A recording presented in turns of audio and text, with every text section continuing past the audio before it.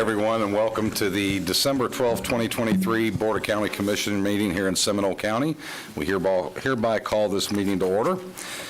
If you'd please silence all your electronic devices, cell phones, any other thing that may disrupt the meeting, we'd sincerely appreciate it.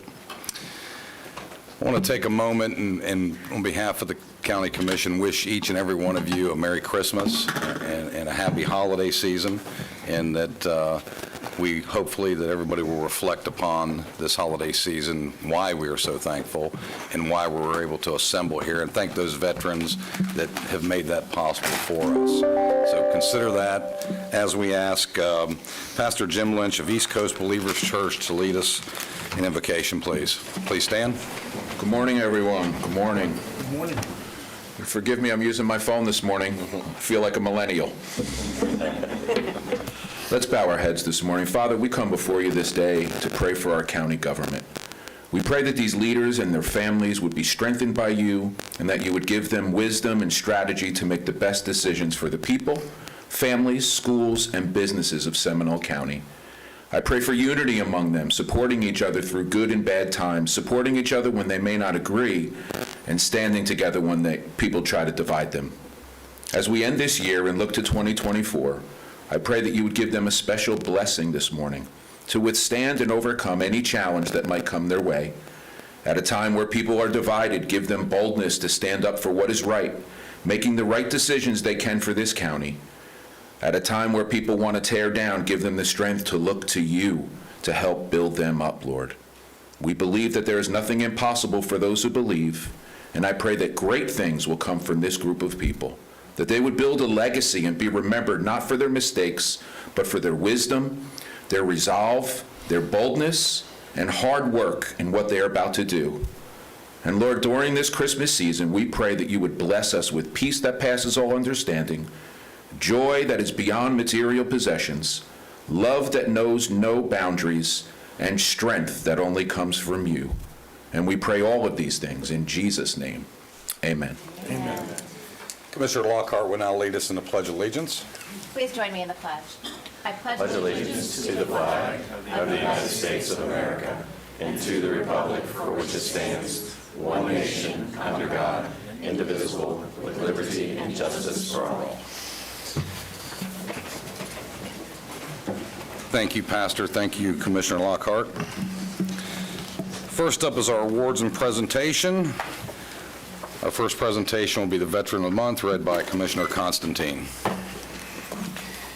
Thank you, Mr. Chairman, and it's an honor to do this today.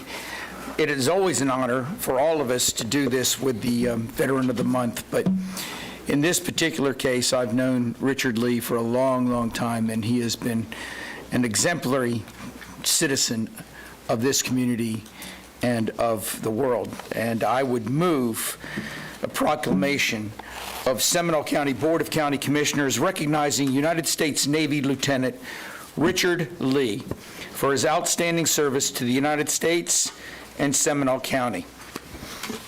Whereas the brave men and women of our Army, Navy, Marines, Air Force, Coast Guard, and Space Force demonstrate a resolute spirit and unmatched selfishness, reminding us there are few things more American than giving of ourselves to make a difference in the lives of others. And whereas throughout our country's history, generations of service members have answered the call to leave their families, their jobs, and put their futures and even their lives on the line to valiantly defend our nation. And whereas for many service members, the sacrifices ended in permanent injury or death, yet their spirit remains in the continued preservation of our freedoms and the promise of liberty. And whereas there are more than 30,000 living veterans in Seminole County who served our nation in times of peace and war, through their service they kept America strong. And whereas Lieutenant Richard Lee served in the United States Navy from July 1965 until 1970, with service in Vietnam from 1967 until 1968. He received numerous awards, including the Navy Achievement Medal, the Navy Unit Citation, and the Vietnam Service Medal. And whereas Lieutenant Richard Lee served as a JAG lawyer and an advisor for enlisted non-judicial punishment. He was assigned to 15 cases and was designated as a military judge for 5 summary court-martials in Pensacola, Florida. And whereas Lieutenant Richard Lee separated from the Navy in 1970 and moved to Altamont Springs and later to Castleberry, he worked as a partner with Trickle and Lee for 27 years. Since 2002, he has worked with Maynard Nexton, formerly Swan Hadley, as an advisor specializing in wills and trusts. Active in the community, he has served as a member of the Seminole County Bar Legal Aid Society from 1983 till 1989. He is currently an elder in the Covenant Presbyterian Church of Oviedo and plans to continue to volunteer work with the Seminole County Bar after his retirement.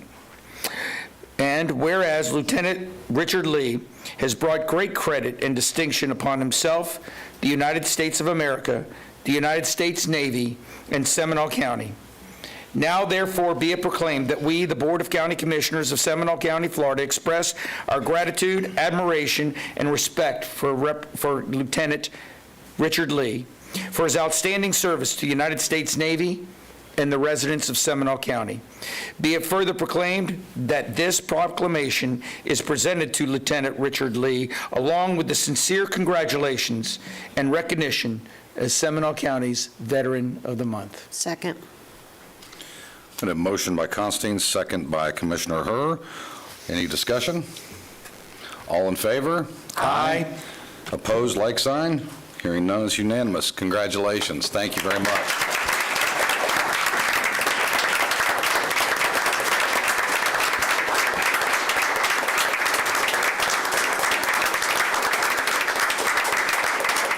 The commission could join us on the floor for a photograph and presentation of the proclamation, sir.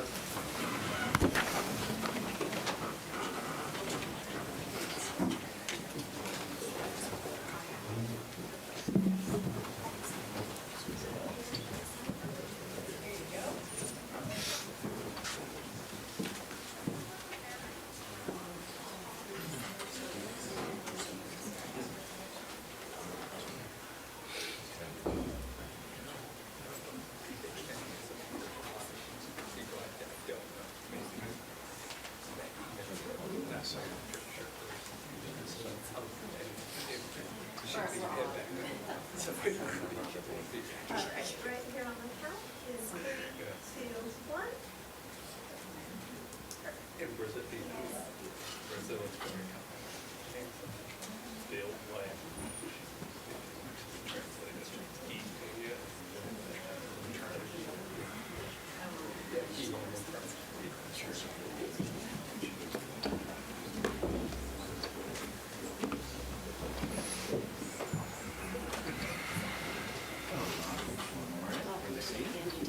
I see that.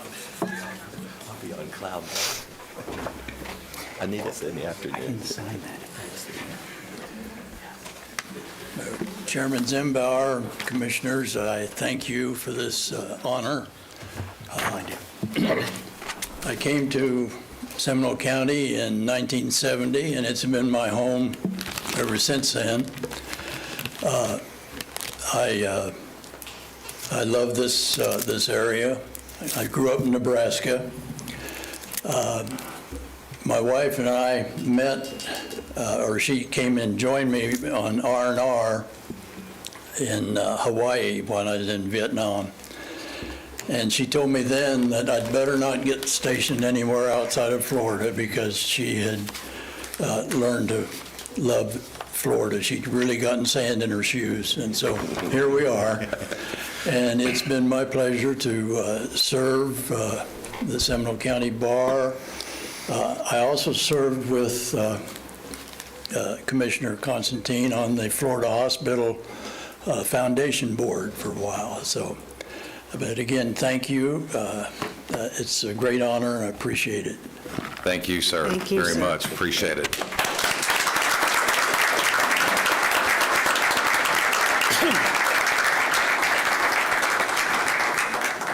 Our next presentation is going to be Florida Association of Counties with Ginger Delegal. Good morning. Good morning, Mr. Chairman. Thank you so much. I am Ginger Delegal, the Executive Director of the Florida Association of Counties, and I have brought with me my partner in crime, Cregan Mosteller. She is our Director of External Affairs, and that particular department handles all of our conferences and events and all of our private marketplace partnerships on behalf of all of the counties of Florida. Super quickly, the Florida Association of Counties is a voluntary not-for-profit corporation. We are headquartered in Tallahassee, Florida, and the capital county of Leon. Our headquarters is actually right downtown, 2 blocks from the state capitol. Why am I mentioning that? Because it is also your home. And so anytime you happen to be in Leon County, whether it be for business going on in the capital, if you're meeting with agencies, if you're just meeting with other officials from around the state of Florida, please call me. Please let me know you are in town. We have conference room space available for you. We have a small hospitality suite during the legislative session where you can host your own meetings, do your own work, get a cup of coffee, get a freshly baked cookie, etc. So please let us know when you happen to be in town. Our mission is to serve all of the counties in the state of Florida, and we are incredibly privileged for the last several years to have all 67 counties of the state of Florida to be members of the organization. That doesn't seem perhaps important on its surface. However, if you all know other counties, of course not Seminole, but you all are different from each other. And so having an organization where every county in the state of Florida voluntarily chooses to participate with our organization on an annual basis, so it's an every year decision, is quite an accomplishment on behalf of the organization. That success has actually come about because of the leadership of you all, and there are several of you on this county commission who have given of your time and talents and energy over the years to serve on our board of directors, to serve on our policy committees, to help in our educational programming in a very active way, and certainly not the least of whom of you all is Commissioner Constantine, who is our immediate past president, leading all of the counties and all of the county commissioners in the state of Florida in the last couple of years. Well, why am I here? I am here actually to announce today that Seminole County is the recipient of only the 4th ever Counties Helping Counties Award bestowed by the organization. And Seminole County is only the 2nd county of those 4 to receive this award for hosting a conference. So this is not something that is given out every day. We host 4 major conferences every single year. I counted up the other day how many I had been involved with. Let's just say it makes me sound really old, so I'm not going to tell you what that number is, but it gives you some sense of this isn't every county, this isn't every year, it isn't every event, and you're only the 2nd one. So we actually have an award that we will be sending to you, and those of us in government service, we certainly love our wood plaques. This is not a wood plaque, and so it is in production. It is a custom-made award that is being made in duplicate. The county will receive one that we hope you will be proud to display in the appropriate place. The 2nd one will in fact be hung at the headquarters of the Florida Association of Counties.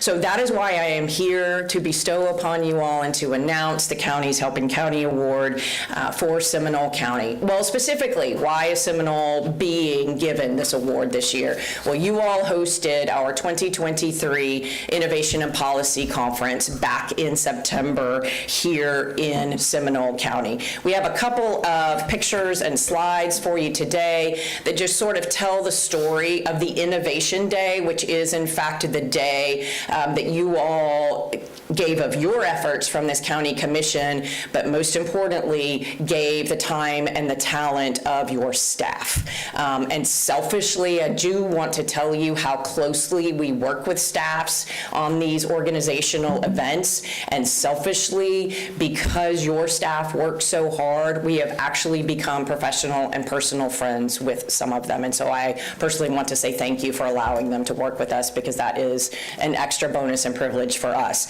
So you all here in Seminole County for the Innovation Day had 48 of the 67 counties represented, either through county commissioners or through county staff who were here with us in Seminole County. And we exceeded our registration goals as well as our sponsorship goals, which, yes, is how we actually fund these activities, to the tune of 128% of exceeding those goals. So you all knocked it out of the park for us.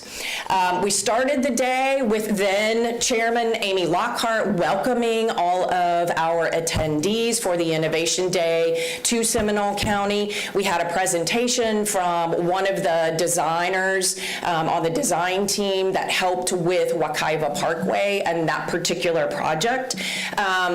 And speaking of innovation and why some of these events that you all chose and certain activities and services and programs that the county is involved with here, why those were selected is because of some of the unique qualities of them. It's not so much that it is an innovation as we all think of that might be able to be replicated in other parts of Florida, but it is about learning the lessons that you all learned in actually executing a particular program or service that really is the learning tool for county commissioners and county staff members from all across the state. And obviously, Wekiva Parkway is in fact one of those flagship projects where you had the feds, the state, all manner of local governments here in this region, not just in Seminole County, in the environmental group. You had designers and private marketplace consultants that helped over the course of time, including state officials.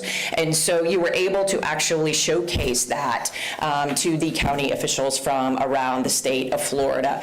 Another great example of services and programs and projects that are here in your county is in fact the DOT Region 5 Transit Management Center. And while you're thinking, well, hey, that's state government, what does that have to do with us? And why are we being given credit for innovating? Because they're here. And because it is in fact a part of your county. And I can tell you that the attendees at this part of the tour, they didn't want to leave. And as a nerd myself, I really could have stood in the middle of some of those rooms and watched all of those DOT officials throughout the course of the day. The screens themselves are something to behold. And I know small, medium, and large commissioners who were there that day all took something away from that particular part of the tour as well. The Boomba Sports Complex. So this was one of the highlights of the day that you all and your staff put together for the organization's attendees at the Innovation Day. Again, a great example of how you all have come together as a community here in Seminole to really spark some economic development. But your staff, not only did we do a tour of the sports complex, and obviously sports tourism to the state of Florida, people know logically and intellectually how that connects to their local economic base and for economic development, but your staff even brought in food products, the most delicious cookies I had had in a very long time from local bakers, and shared those with the attendees. They also brought in local coffee products. And one thing that happened, so the picture on the left is actually a county commissioner out of Monroe County, and you all had your new high water vehicles there on site out at the complex. And so while not connected to sports, that county commissioner spent an hour talking to the individuals who were out there, because she is from Monroe County, and I will admit to you that this seemed a little counterintuitive to me. They don't have any of these in Monroe.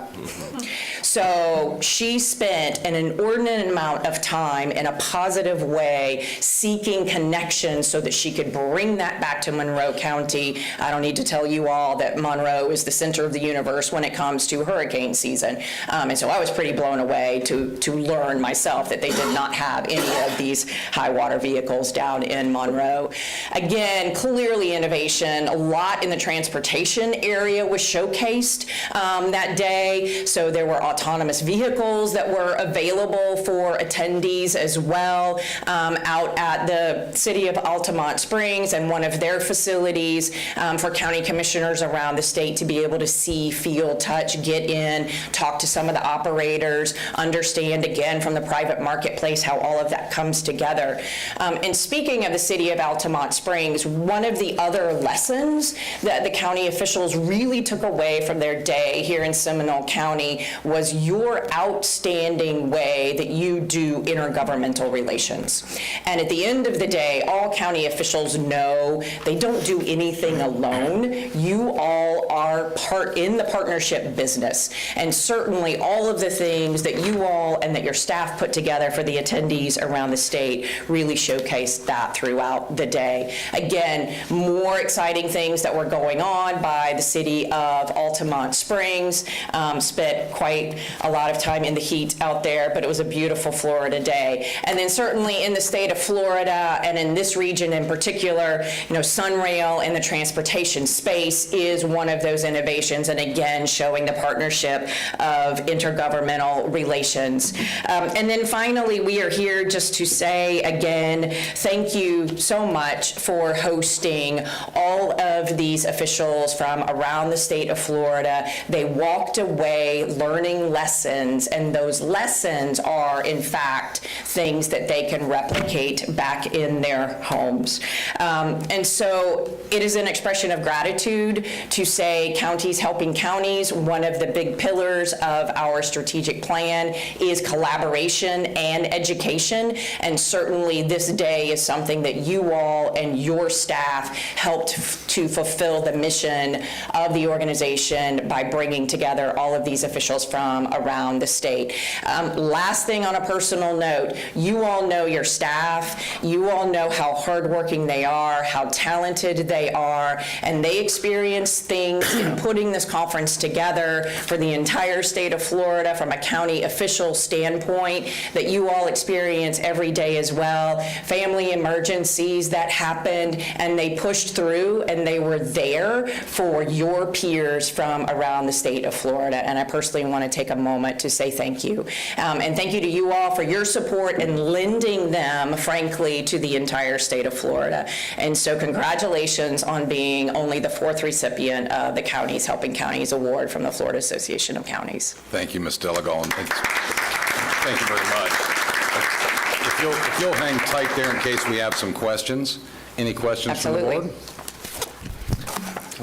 Commissioner Lockhart? Yeah, I'm sorry, my hands are hidden underneath here because I'm freezing.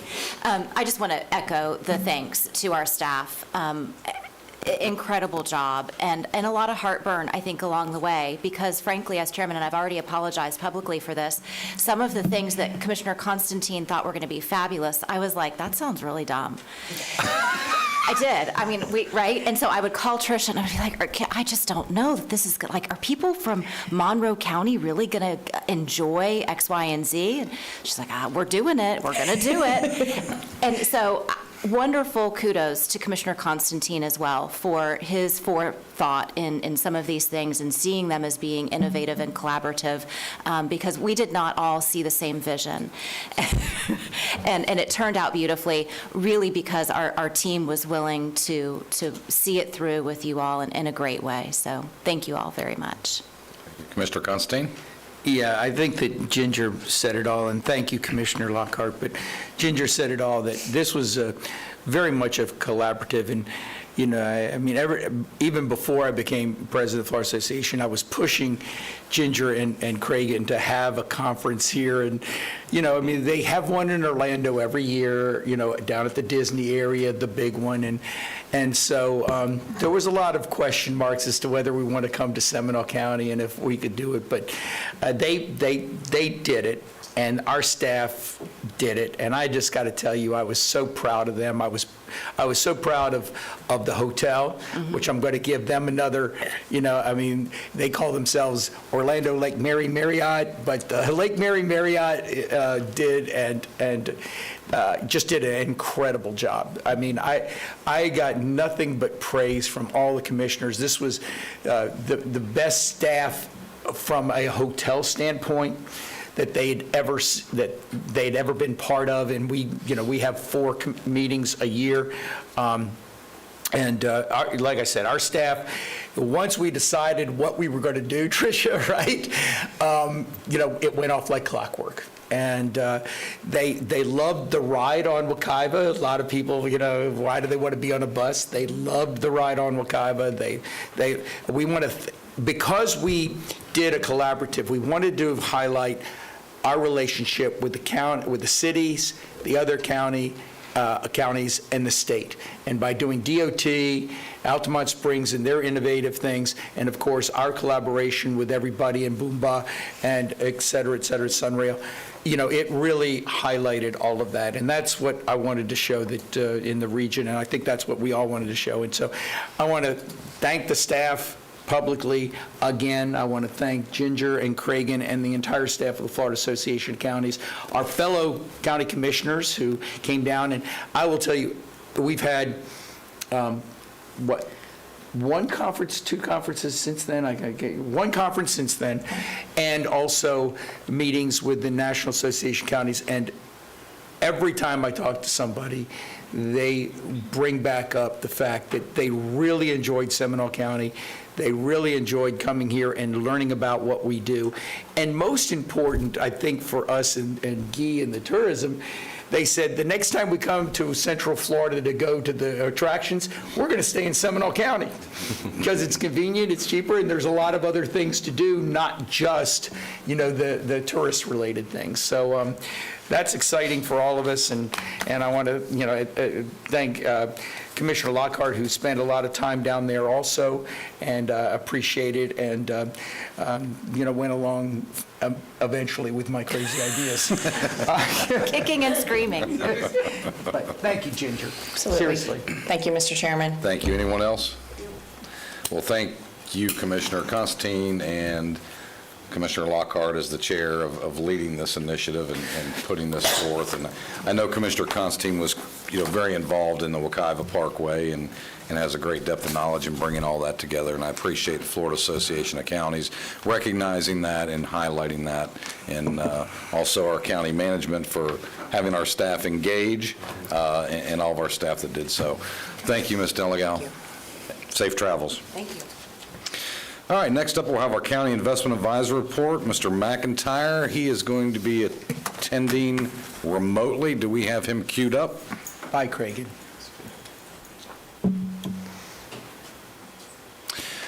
While we're waiting for him to get queued up and come into the meeting, I want to remind everyone the consent agenda is right around the corner. If you desire to speak on the consent agenda, you need to go to the lobby and grab one of these forms, fill it out, whether you want to speak or just make a written comment. And you're going to hand it to Dominique. Dominique, raise your hand right here, our board clerk. If you'll hand that to her, so we'll have that in advance. Thank you very much. Okay, can you guys hear me okay? We can hear you, but we can't see you yet. But we don't need to see you. Okay. I've got my camera on, so if I think it's probably on your side. Okay, so now I know you can see my presentation, correct? We can. Yes. Okay, and if I can get the IT person to advance to the first slide, which is major economic themes. So we just got CPI this morning, which isn't included. I will tell you that several inflation measures have made some progress, better than expected. Today really might have been a bit of an exception on that. So there was a little bit hotter CPI report this morning. So yields moved up a bit. We don't think right now yields moving up a bit is that big a deal. Frankly, I would like to, since we're actually on the verge of making some purchases here, I don't have any issue at all with yields up just a bit, because market sentiment has shifted dramatically. Yields are sharply lower than they were last month. November was actually the best performing month for bonds since 1985. Yields basically took a nosedive in November, and really what was happening there is that it wasn't really the data that pushed it down, it was sentiment. People felt like the Fed was going to cut rates sooner rather than later. Now, that might not actually turn out to be the case. The Fed meets tomorrow, and despite the fact that the markets have concluded that the Fed has already wrapped up its rate hikes, the market believes the Fed is going to start cutting in March, and the Fed is probably going to push back on that. I don't believe the Fed is going to start cutting rates until May at the earliest, but nevertheless, the market expects the Fed is going to cut 125 basis points in 2024. And frankly, if inflation continues to move lower over time, that may come to pass. We actually think that the market's gotten ahead of itself a little bit. And, frankly, since November and early part of December, yields have moved back up a little bit. It's still well down from where it was. And then finally, a government shutdown. In mid-November, that was punted out once again. It's going to come back up and rear its ugly head at the beginning of January. Sooner or later, as I mentioned before, I think politicians are going to have to address the deficit, which was, after they went through and looked at all the numbers, the budget deficit for 2023 fiscal year was $2 trillion, which was about $1.3 trillion higher than they expected when the year began. So that is a big concern. That is something that's going to have to be addressed. Next slide is bond market expectations, and this is moving around like crazy, and I know that this is a little bit difficult if you're not used to looking at this particular screen, but I would urge you to look at the bottom graph, and really that's a graphical representation of what's expected to happen between now and the January 29th meeting in 2025. So essentially 13 months from now, the expectation is that the overnight rate will be really close to 4%. And, for what it's worth right now, some of the overnight investments that the county has are earning, somewhere in the neighborhood of 540 to 550. So expectation is for next year that rates are going to move quite a bit lower. The next slide is current investment choices. And as you guys have gotten used to, I try to put the last couple meetings where rates were, so you can see where the market has moved and how the market has moved. And if you look at the 24-month area, the last time I was speaking to you guys, the 2-year Treasury note was trading at 502. It is currently at 471. It actually, a few days ago, got down to 450. And the 3-year, which is now trading close to 433 and was almost 480 at the last meeting, actually got down to 420 a couple of days ago. So a lot of volatility. The general trend seems to be down quite a bit. Overnight rates are still where they are. They're going to remain very close to where they are until the Fed actually decides that they're going to cut, which again the market believes could be as soon as March. We believe won't happen any sooner than May. If I had to put money on it, I would guess that it was the June meeting, midway through next year, but nevertheless, rate cuts are on their way. So as what we tried to do is, and you guys have gotten in a lot of property tax money, and a lot of that we're going to need to try to, put to work. Obviously, the overnight rates are paying higher. The expectation is rates are going to be lower next year. So one of the things we've tried to do as a general strategy is lock in where we can. Recent investments, if If you guys remember, we did a CD last month. That turned out to be a very good investment. The amount of money that was really available to spend, according to the clerk's office, was about $25 million. So $25 million was put to work at a 5.40 out 2 years. I'm really glad we did that. I think that's really going to look excellent, within months. Well, it looks great now because we went back to the banks and we had asked them what they'd be willing to pay on a 2-year, and the best we saw was 470. So a lot has changed within a month. Who knows what's going to happen in the coming months, but the expectation, again, is things will be lower. One upcoming maturity in December, don't really position too much to mature during the month when you expect property tax money to come in, but there is a Palm fixed investment coming off later in the month. So recommended investments, given the property tax money that's come in, there's a lot that's very, very liquid right now. There is some room to go out and increase the Palm fixed investments. Those are a little bit riskier than U.S. government investments, but we feel very, very comfortable with them nonetheless. If you go out to October and November of next year, which obviously is not real long, but we're able to put on what I expect will be close to 535s, recommending $30 million there. I'm positioning those really because we know that those are months that the county typically spends, so we want to position money to meet those spending needs. And then once we've done that, we're going back out into 2025, filling in some gaps where there aren't maturities so we can position maturities, and also trying to lock in, to the extent that we can, some yields that are still close to 5%, so that from a budget standpoint, you know that the earnings on the portfolio are going to be, high. The earnings for last fiscal year were, you guys can look at those, I'm not going to trumpet that, but the earnings were higher than the county has seen in its history. Part of that has to do with your higher balance. Part of that has to do with the fact that yields are as high as they are. But what we want to do is try to keep as much of that as we can into the next fiscal year and even the next fiscal year if possible. So this is it's a total of, I believe, $165 million in spending. A lot of this I'm going to try to push out into 2025. You still have ample liquidity. And on all of 2024, especially once we make these 2 purchases in the fall of 2024, you'll have ample maturities for every month going forward to meet expenses. So that is my report. Does anybody have any questions or anything I can go into additional detail on before we ask for this recommendation to be approved? Thank you, Mr. McIntyre. Any questions or inquiries by the board? Seeing none, I'll look for a motion. I'll move to implement the recommendations of the financial advisor based on the report submitted today. Second. Motion by Commissioner Hurst, second by Commissioner Delory. All those in favor? Aye. Opposed, like sign. Hearing none, passed unanimous.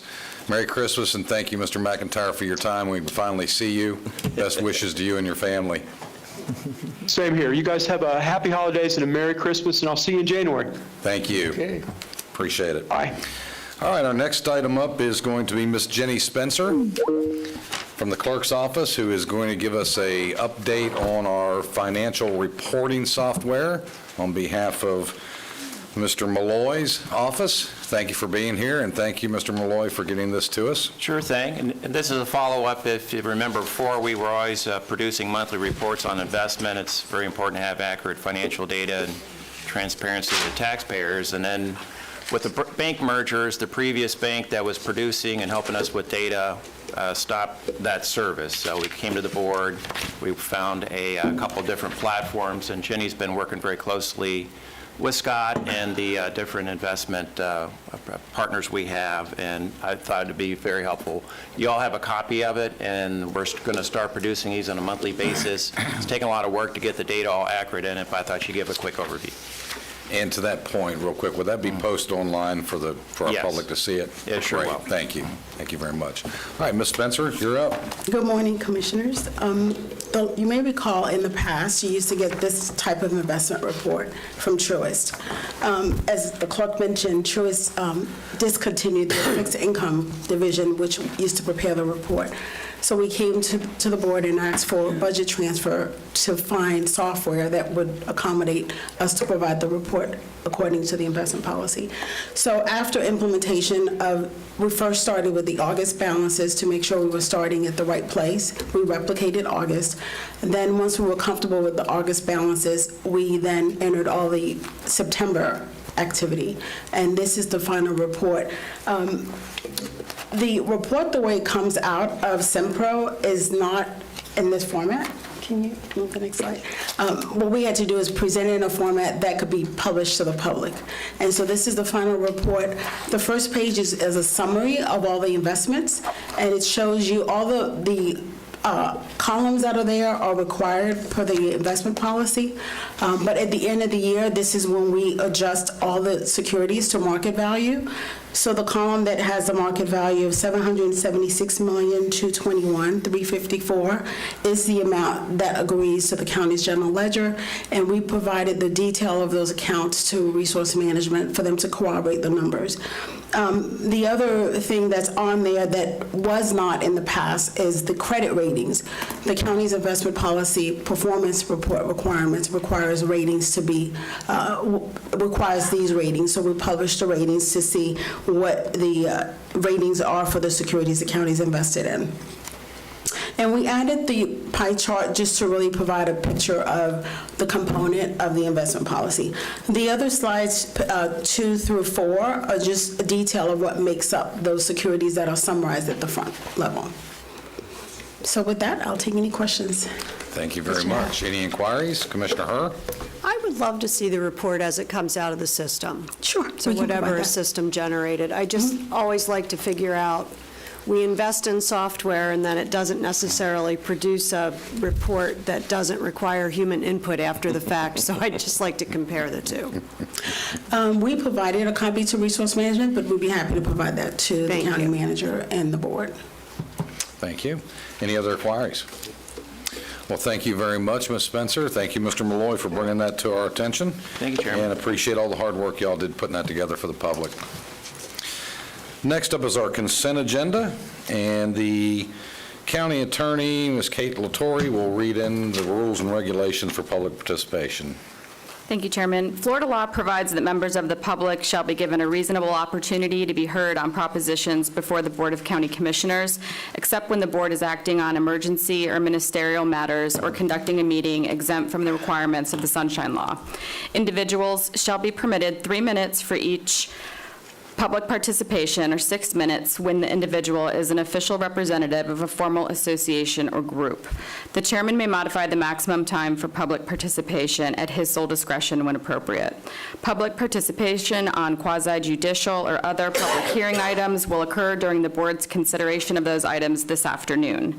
Public participation on pending procurement matters or on non-agenda items shall not be permitted at this time. Members of the public desiring to make public comment must fill out a speaker form and present the form to staff. Forms are available in the lobby. Thank you. Thank you, Ms. Latore. Mr. County Manager, any updates on the consent agenda? Yes, just 2 changes, Mr. Chairman. Under the county manager's consent agenda, I'm going to poll items 7 and 9, and I will be bringing both of those back to the board. Those are the only changes I have. 7 and 9? Correct. And you've heard nothing from the constitutional officers of any No, changes sir. there? No, sir. Okay. So we have 4 and 5, 6, 8, then 10 through 42. Is that correct? That's correct. Okay. Is there any members from the public that wish to comment on any of the consent items on today's agenda? No, sir. Nothing's been delivered? No, sir. Thank you very much. We will close public participation and go to the board. Does any of the commissioners desire to have any of the items pulled for separate discussion? Seeing none, I'll entertain a motion. Move the approval of the consent agenda 6 through 42 with the exception of 7 and 9. I think it's 4 through 42, if you would make an amendment to that. Want to pick up the constitutional consent, or? Oh, okay, I thought we had already go, but yes, 4 through 42 with the exception of 7 and 9. Second. A motion and a second. All in favor? Aye. Opposed, like sign. Hearing none, passes unanimous. Thank you all very much, and we appreciate if y'all, they're not going to continue to join us the rest of the morning, if you'll quietly make your way out of the chambers. We appreciate y'all being here today. I don't know how quietly you can make your way out when you're literally skipping up the hallway. Right. Amen. Been there many a time. Thank you. Yes. Mr. Sheriff, we have what I think will be a couple of quick items that are following your presentation. Do you mind if we switch gears and bring those in front of your presentation? Support any decision made. I think we may be a little longer on yours. Anybody on the board have a problem with that, shifting gears? No. Okay. Staff, are you prepared to move forward with the regular agenda items 44 and 45? Yes, sir. Okay, let's bring number 44 up. This is consider a request to reduce a code enforcement special magistrate lien. Liz Parkhurst. Actually, I'm going to have Ms. Hammock come and make both of these presentations. Well, Ms. Hammock, good to see you this morning. Glad you're able to pick up the ball and keep rolling. Good morning, thank you. I'm presenting on behalf of Liz this morning.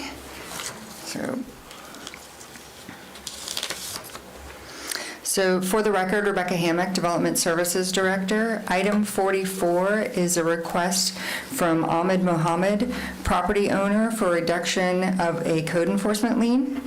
The property is located at 3451 Don Court, Lake Mary, case number 18-23 CESM.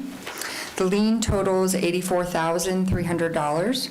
Mr. Mohammed is requesting a reduction from $84,300 to $4,000.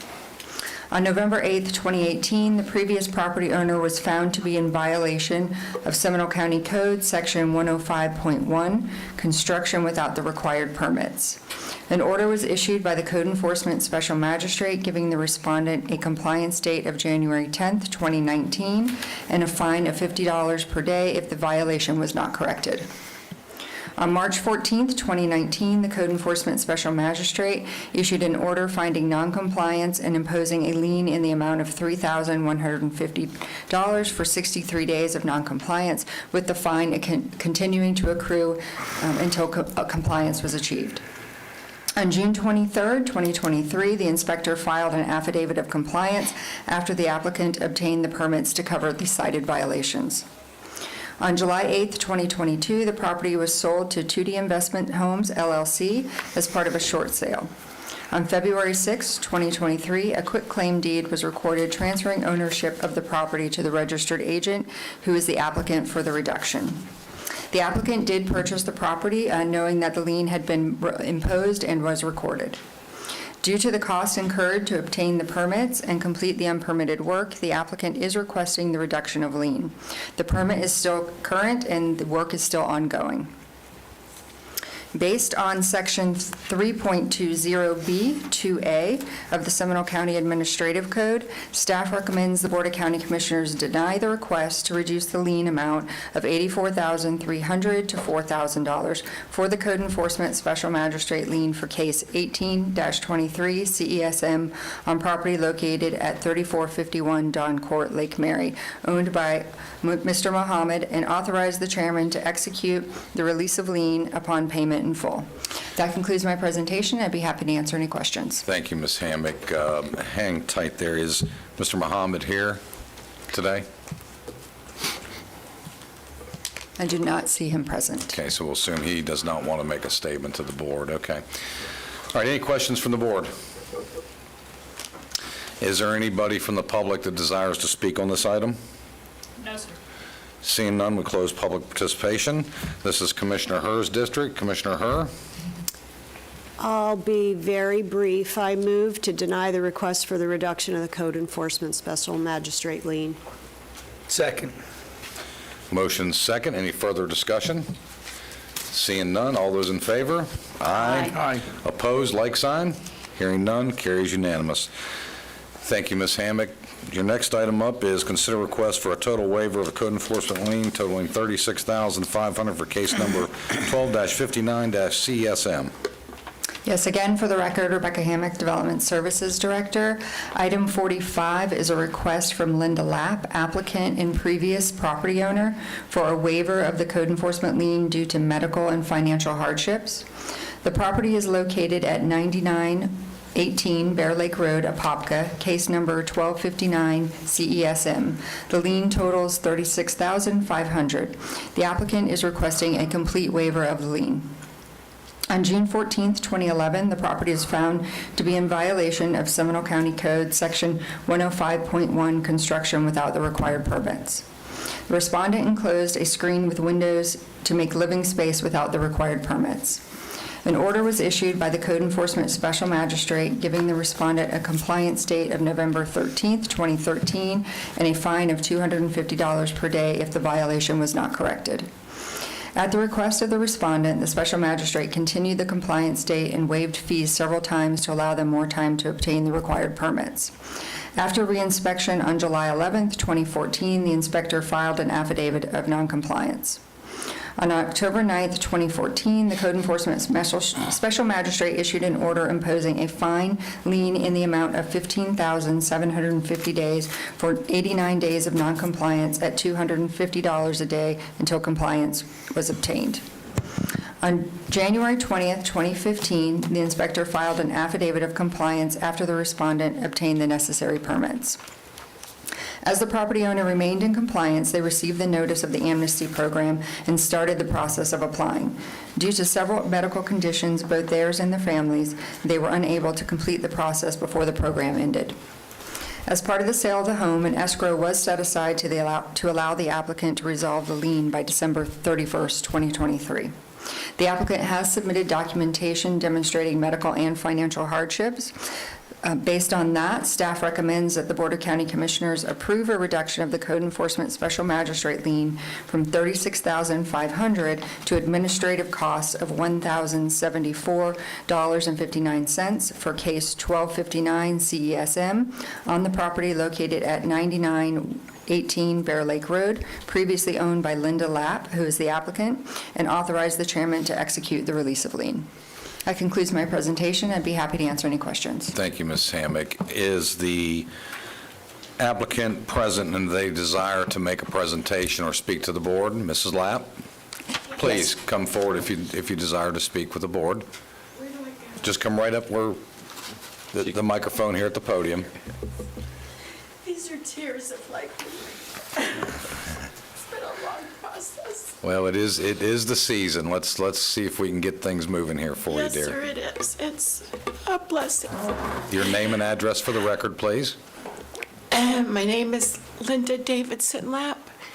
The address is 9918 Bear Lake Road, Forest City, 32703. Very well. Go ahead and proceed. You have 3 minutes. Okay. We are requesting a waiver due to medical and financial. I am a single mom of a very beautiful special needs child who will continue to have medical for the rest of her life. So we tried to do this as quickly as we could. It was an act of love from friends and family that came and put this therapy room together for my daughter, who spent 4 of her beginning years in the hospital. And but it has been like an albatross around her neck because I didn't know it wasn't permanent. For 4 of her years, I was in the hospital, trying to help her come home. And so it wasn't until after my divorce that we realized that there was a lien that had not been permanent. So I spent several years going to all the different places, getting all the different engineering needed to show the permitting had been done correctly by these contractors. I just did not know that, due to all the medical, there was no permits. So that's the reason it wasn't permitted, but we worked very hard to show that it was done correctly. I corrected everything, and so that's the reason we're asking for the waiver. Very good. Thank you very much. Thank you. You can Thank you for- have your seat. Okay. Anyone from the public wish to weigh in on this or have any comments? No, sir. Seeing none, we'll close public comment. Commissioner Constantine, this is your district. Thank you, Mr. Chairman. I will move the recommendation of the staff and that we waive the $36,500 and do have a administrative fee of $1,074.59. Second. A motion by Constantine, second by Delary. Any further discussion? Seeing none, all in favor? Aye. Opposed, like sign. Hearing none, pass unanimous. Congratulations and Merry Christmas. And I would also say, is Allison in the room? Allison Thal? Yes, she's in the back. Allison, if you could stand up for a minute. Mrs. Lapp, if you should ever get into a situation or need help from the county, if you would hook up with Mrs. Thal, you'll find she could be very helpful in perhaps some of the needs you may encounter. So thank you very much. Thank you. I want to tell you that Tom Helly and Mr. Watson and Liz and all of you have just been a blessing to my family. You really have. They worked really well with us. At first, Mr. Helly was a little bit strong, and I came down here to find out who's the man who was like that, but through doing so, I met the most wonderful people in the permitting department. They just could not have been, more gracious. Well, and thank more you. helpful. So my family and I are so appreciative. Thank you. Of all your help. Thank We you appreciate it. very much. Thank you very much. Have a happy holiday season. Thank you. Does anybody on the board need a break before we go to the presentation? Okay, let's take 10 minutes, and Sheriff will get you up as soon as we take a 10-minute break. We'll be in recess for 10 minutes.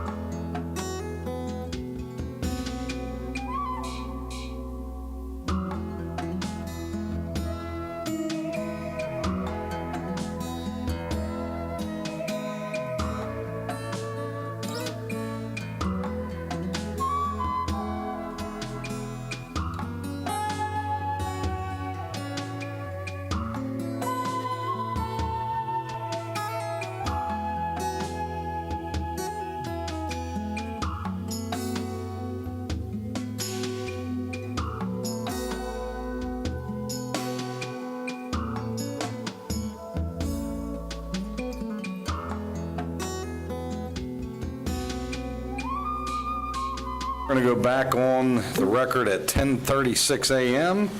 Next up is our work session. Opioid Settlement, Seminole County Sheriff's Office Rescue Plan Act work session. Tricia Johnson, Deputy County Manager, Sheriff Dennis Lima, Kelly Welch, Community Services, Community Health Division Manager. Okay. Thank you, Mr. Ms. Chairman. Johnson. Tricia Johnson, Deputy County Manager, and welcome to this combined work session. Today's work session will highlight two separate but related presentations, which is why we decided to do it as one group work session. First, Sheriff Lima and then Chief Lisa Spriggs will discuss progress related to the opioid epidemic, planning for the use of the $9 million in American Rescue Plan Act funds, and long-term funding for the Hope and Healing Center. Then Dr. Scott Tucker, I need to advance the slides. Dr. Scott Tucker with Advent Health will provide an update related to the Hope and Healing Center. Then we will pivot a bit in terms of topics to our County Attorney's Office, Desmond Morrell, and Kelly Welch, our Community Health Division Manager, who will provide recommendations for the use of the county's opioid settlement funds. As you know, today is a work session. We are not requesting formal decisions, but rather your feedback, your questions, and directions so that we can convene and then follow up with you at a date, probably January, February timeframe, to give you our final recommendations, related to the opioid settlement funds. Some housekeeping items for you. You have a very thick packet. We wanted to make sure you had both the PowerPoint presentation as well as the backup documents in your packet. So you'll find that in addition to the PowerPoint, the Sheriff's Office funding worksheet, which Lisa will address when she speaks, a Year 1 and Year 2 report related to the Hope and Healing Center, then a document detailing the Seminole County opioid settlement distribution, which Kelly will address, as well as printouts of the opioid medical subcommittee members and the opioid task force invitees. So with that, Sheriff Lima, the floor is yours. Thank you so much, and it's an honor to be here with you. I understand that all of you have been working in this space for some time, so as a matter of protocol, I'd like to start off for all of the people who may watch this back or who may not be as directly engaged to explain why a sheriff may be opining an opinion on why we're going to go down this path. Starting back in really 2017 or so, I started working with, at the time, Florida Attorney General Pam Bondi to address the aftermath of what we now know the story of Big Pharma, overprescribing, and the Sackler family. I won't mention them again in my presentation because I think that now it's pretty well documented, the effects of overprescribing in our country. When Attorney General Ashley Moody was on the campaign trail, one of the top priorities she had was the unprecedented death as a result of the opioid epidemic in the state of Florida. At the time, 19 people a day were dying as a result of the opioid epidemic, and as she described, parents were crying on her shoulder, asking her if she was to be elected as Attorney General, what would she do to combat this? When she was Attorney General-elect, she asked me to serve on her transition team, one of 7 members on her transition team, and asked me to take the lead on addressing a strategy to combat opioid use disorder across the state of Florida.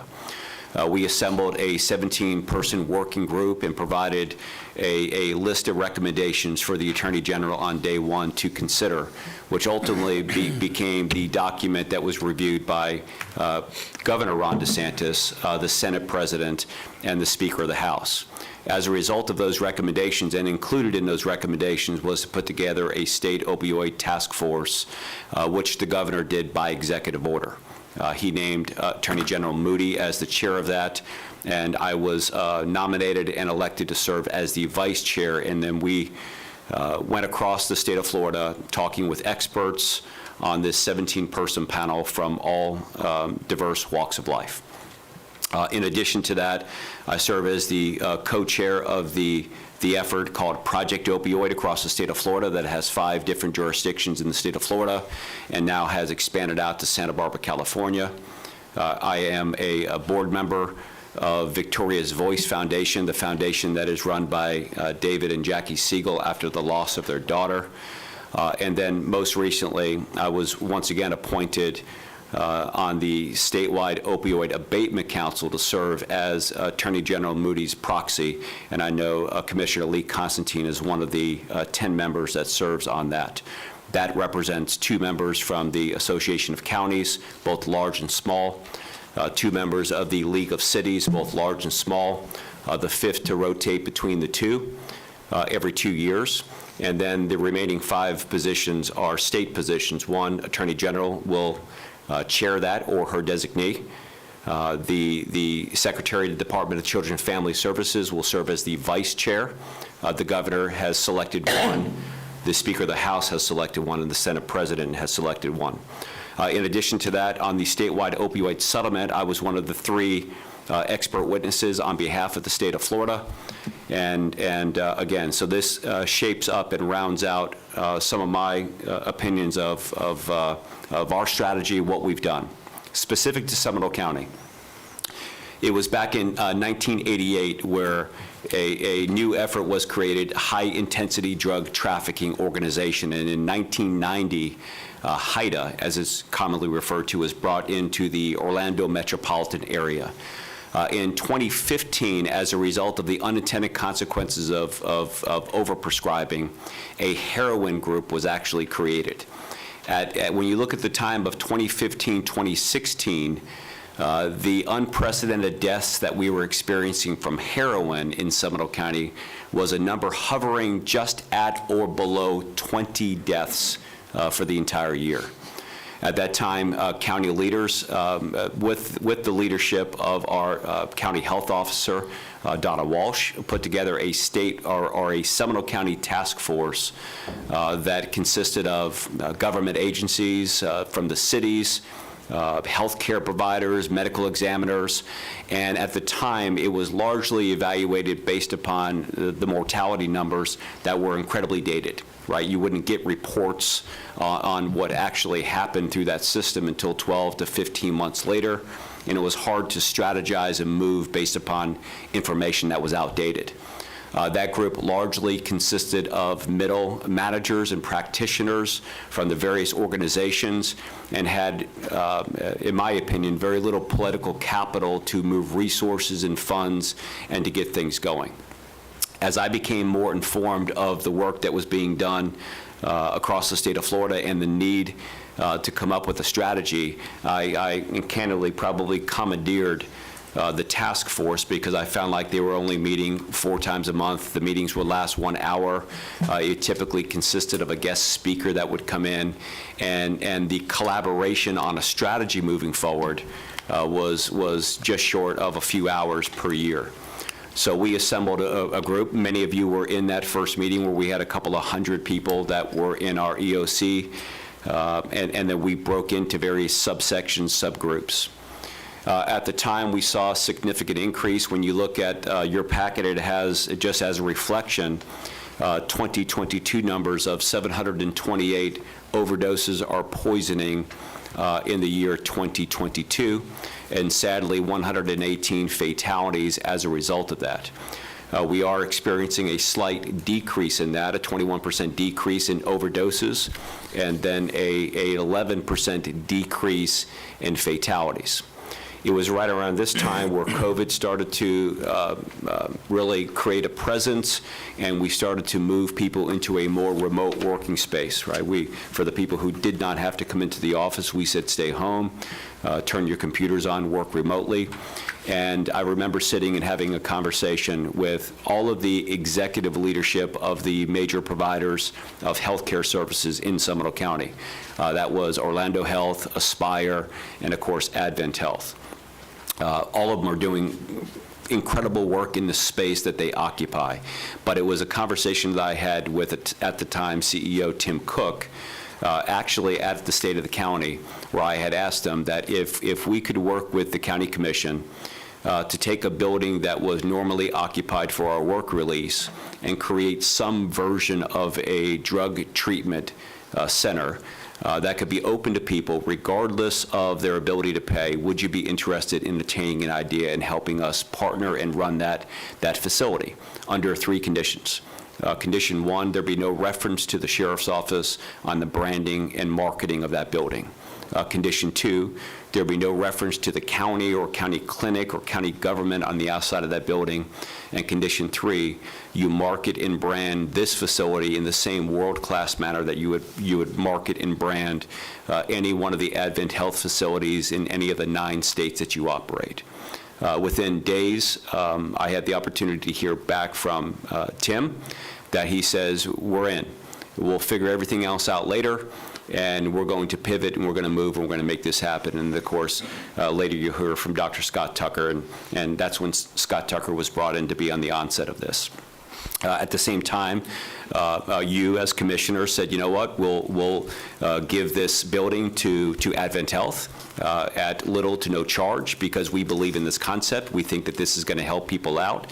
And now we have more than 2 years of success, thousands of people who have been treated and touched, and nobody was turned away.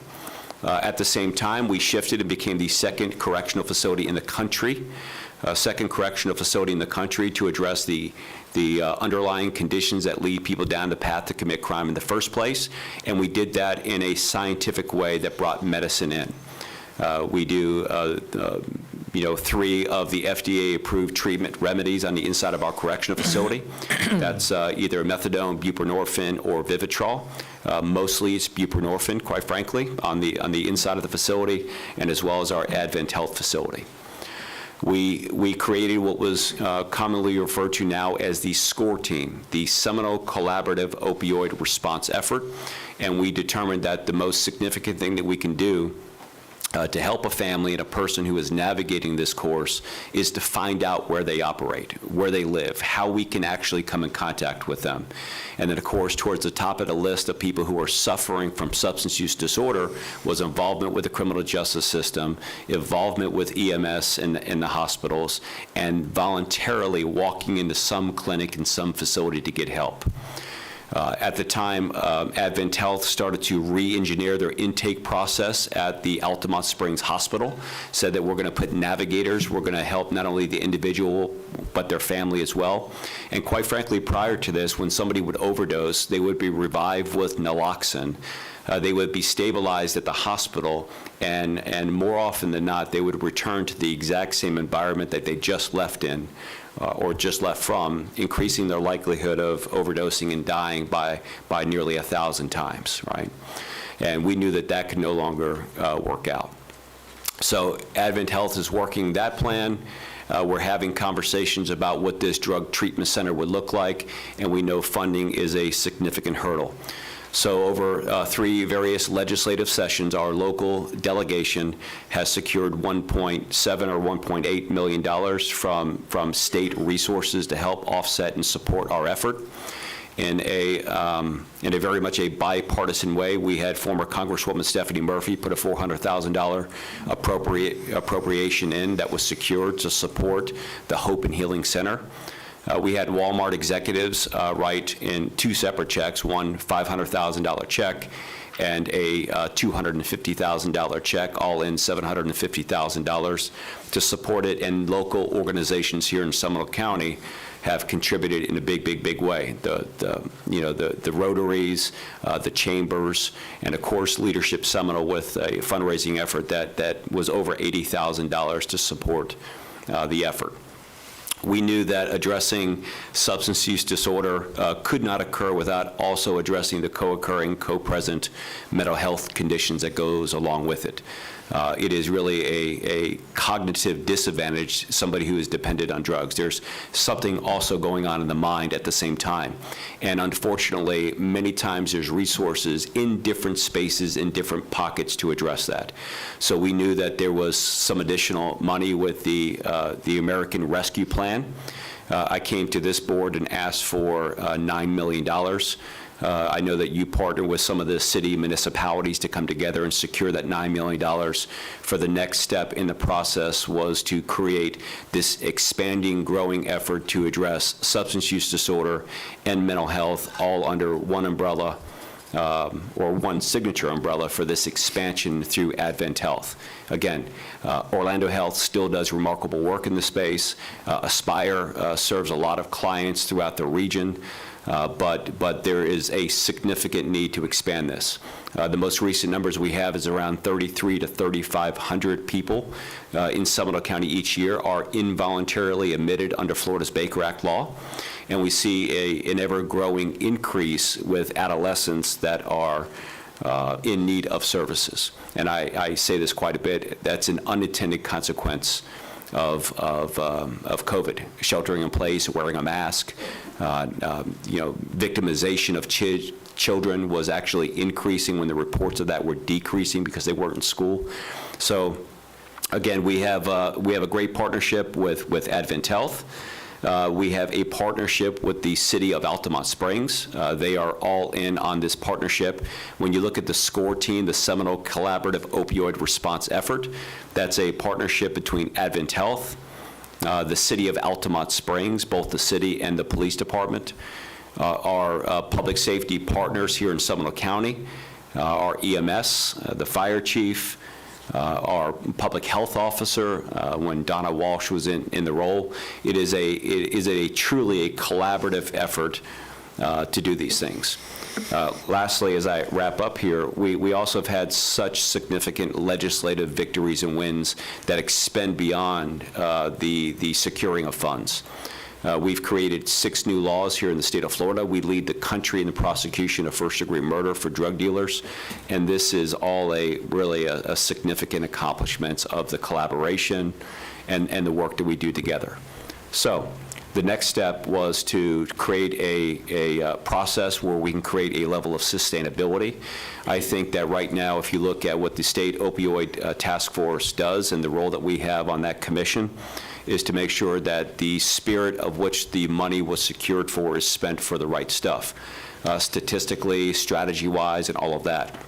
So I think the presentation here today will create maybe a landscape for you to consider over the next 18 years, knowing that there's just shy of $4 million coming in the first year. This is clearly tiered where it's heavily loaded on the front end to get control of this, and then balances out for the next 14 years or so at about $1.6 million a year. We think that there's a path towards sustainability and opening this up.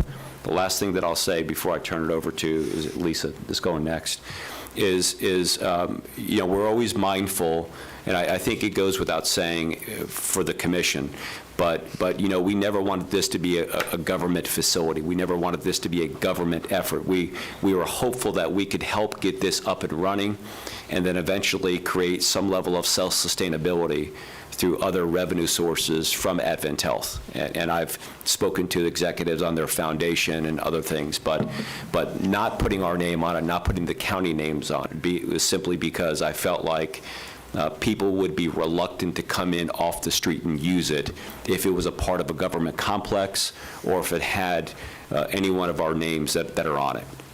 We're not only diverting people through the criminal justice system, but this new expansion in Altamont Springs is a 15,000 square foot facility that has a residential component in it as well. So with that, I'll yield for now.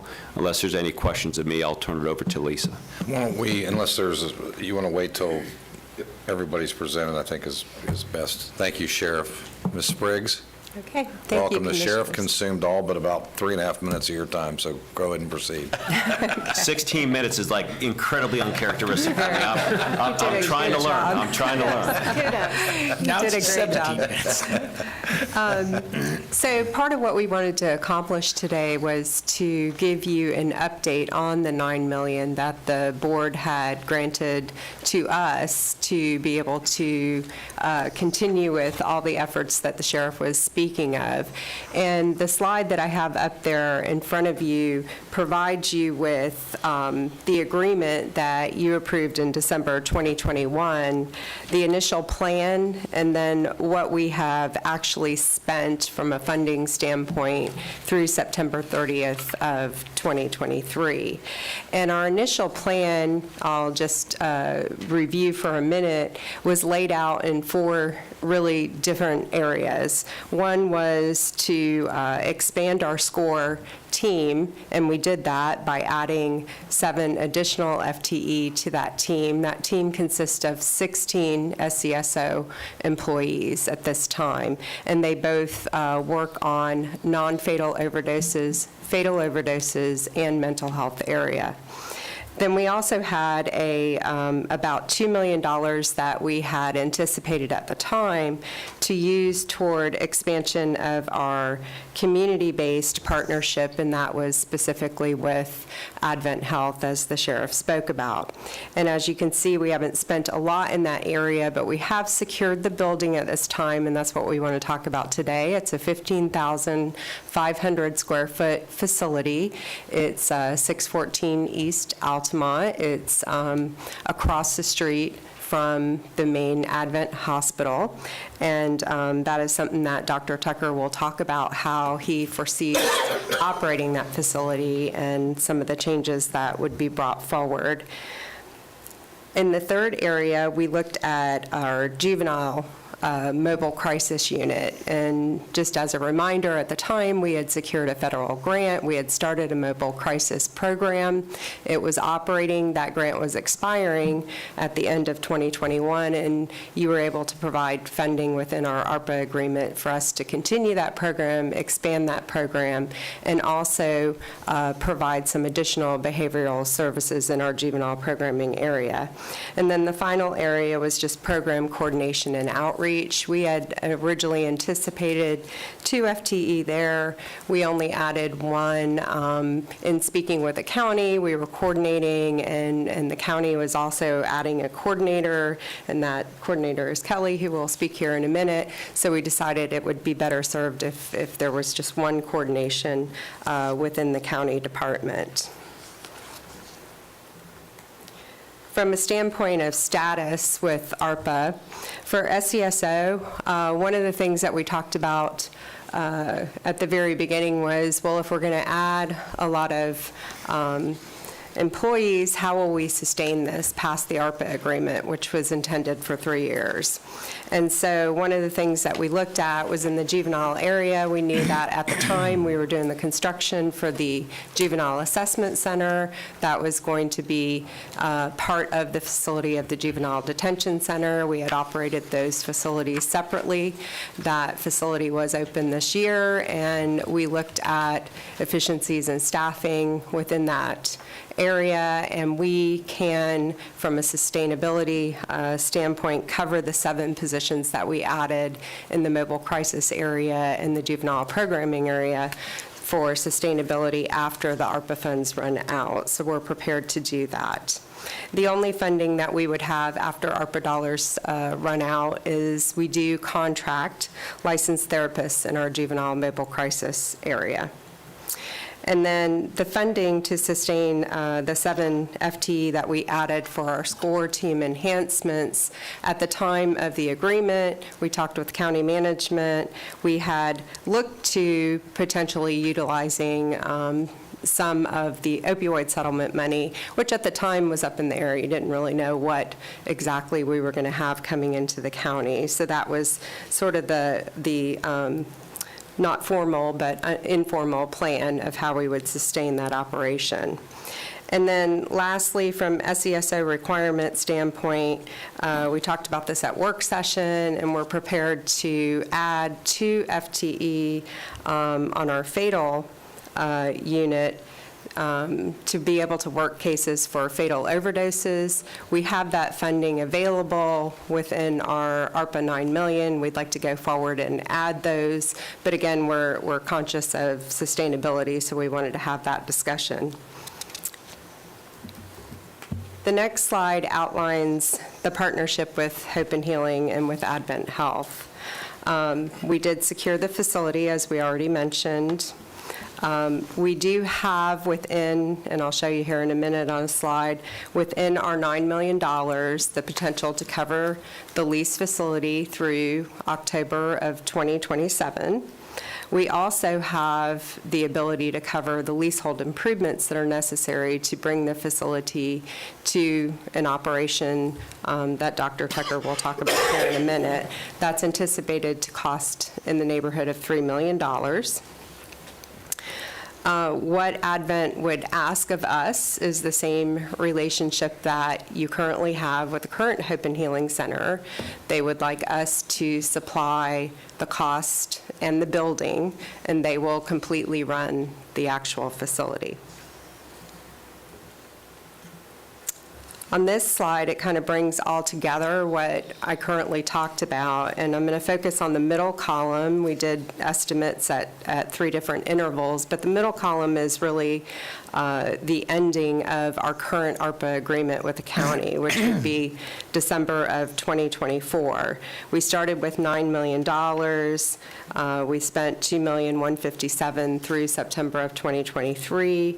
That leaves us with $6.8 million to provide for the services that we're continuing. Within the SCSO programs, it would be about $2.25 million. And that would leave about $4.6 million that we then could cover, like I said, the lease through October of 2027, and then the leasehold improvements of $3 million.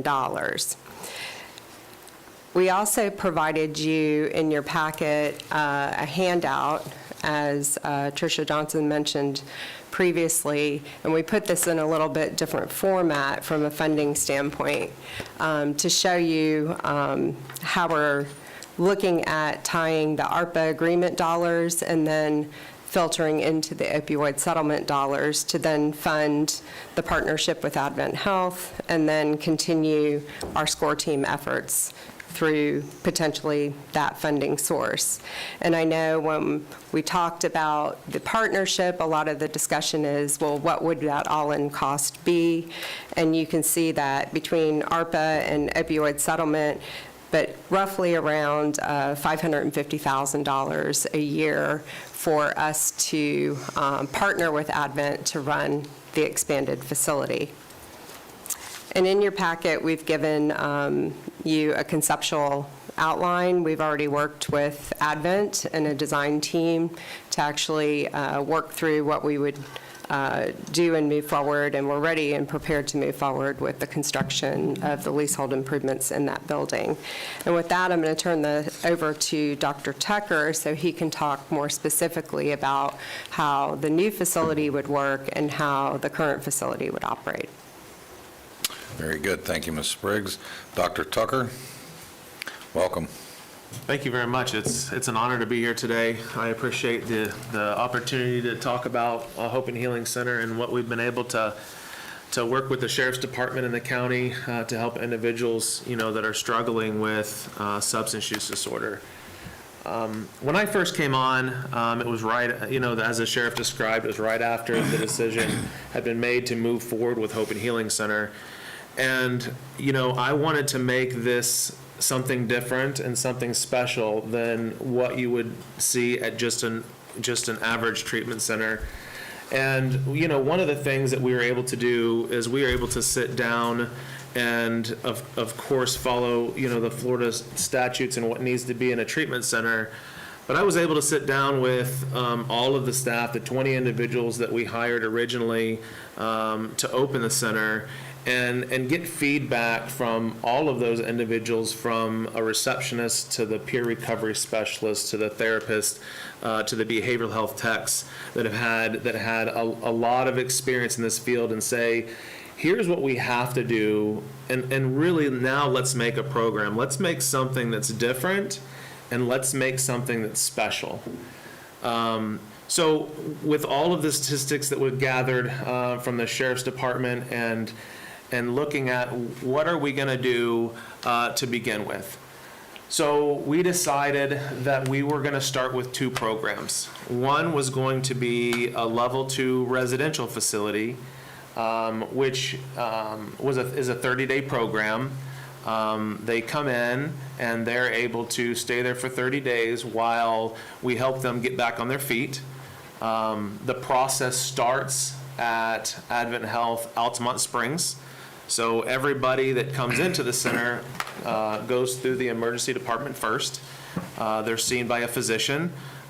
History and physical is completed so that so we understand that they're okay physically, that they that they don't have any substances in their system. They're able to detox off of that type of situation. And they're met by one of our substance use disorder navigators that are located in all of our emergency departments across Central Florida Division, so that they can get an assessment and determine what the best level of care is. If it's determined that they need a residential level of care and they don't have the funds to provide treatment, then we receive that individual at Hope and Healing Center to our residential facility. We also have a second program, which is an intensive outpatient program. That is operated on a 4 to 6 week basis, and it depends on where they are, and we always meet the individual and complete treatment plans and things like that. But it's typically a 4 to 6 week program by a licensed clinical social worker or a licensed mental health counselor. And it's 3 hours of group therapy 3 times a week. So it's 9 clinical hours of outpatient group therapy.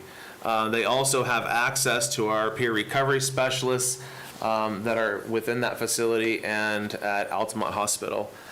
Some of the highlights that I'd like to give you, and I can start with just last year. So it's a 10-bed male. Now, originally we wanted to have males and females residential. However, with the limitations of that building, there just isn't enough space. It's about 5,000 square feet, and with the design of that building, we were able to have one, and we decided that we would go with the need of the community first, the highest need of the community first, which is male, and that's the reason why it's only male at this point for residential.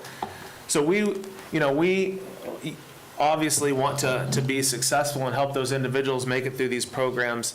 Last year, we were able to have a 67.96 success rate, and that's on a national average of 54%. So across the nation, the average is 54% of the people that start a program will finish the program. And I give huge kudos to the staff there and the compassion and caring that they give the residents as they come in. We had about 126 individuals that come through that program. Now we only have 10 beds, so and it's a 30-day program. So you're looking at that's the average of what you're looking at due to the limitations of the bed availability, and a 99% success rate for our residential program. And again, that really has to do with the staff, the caring, kind staff that take care of these individuals. One of the things that I look for as I hire these individuals is just the caring compassion. We have the individuals there that understand and have the experience in this field, and you get that across the different places. But when you are hiring people that have that caring compassion, that want to live out the mission, vision, and values of Advent Health, you really do get a higher success rate because they're caring for the individuals. It's not just numbers.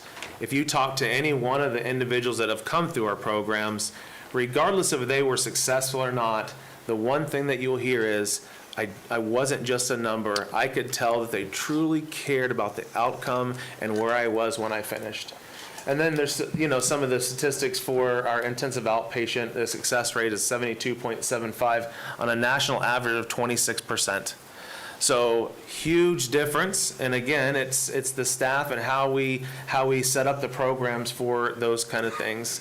51 people served, and again, the satisfaction rate for those individuals coming through. Since March of 2021, we've had about 500 people that we've been able to service through the services, those 2 services at Hope and Healing Center. And there's some statistics that I put up here for client satisfaction and accessibility, and we're able to, drive people to and from the center when they don't have vehicles and different things like that. But one of the things that I do want to point out is the relapse rate of the individuals that come through. So the national average for relapse for substance use is between 40 and 60%. And our relapse rate last year was 30%. And 30% may sound like a large number, but when it comes to substance use, it truly is a very small number, because relapse is a part of recovery. Most people that start on their journey don't get it the first time. They they are going through treatment, and then they relapse, and they go through treatment, and they relapse, and then finally something clicks, and they decide, okay, this time I can do it. But it really is through time and time again of going through these kind of treatments, so that we're very, we're very proud of that number. I included some pictures in case you haven't been to the center. This is of the different rooms that we have there, and as you can see, it's not a very large facility. So we had to weigh the needs of the individual and the needs of the community, and that's how we kind of came up with a 30-day. If we had any more than a 30-day program in this building, we wouldn't have any room to bring those individuals in that truly need that kind of help. So I wanted to include some pictures so that you could just kind of see what that looks like if you haven't been to the center. So shifting a little bit into what do we want to do next? So, we have our existing building at Sanford, and then we have the new proposed building across the street from Advent Health, Altamont Springs. And that was just luck of the draw that it came across the street from the hospital. That wasn't something we were seeking, but it was definitely, it's definitely going to be an advantage for us. So we're looking at using both of the buildings that we currently have.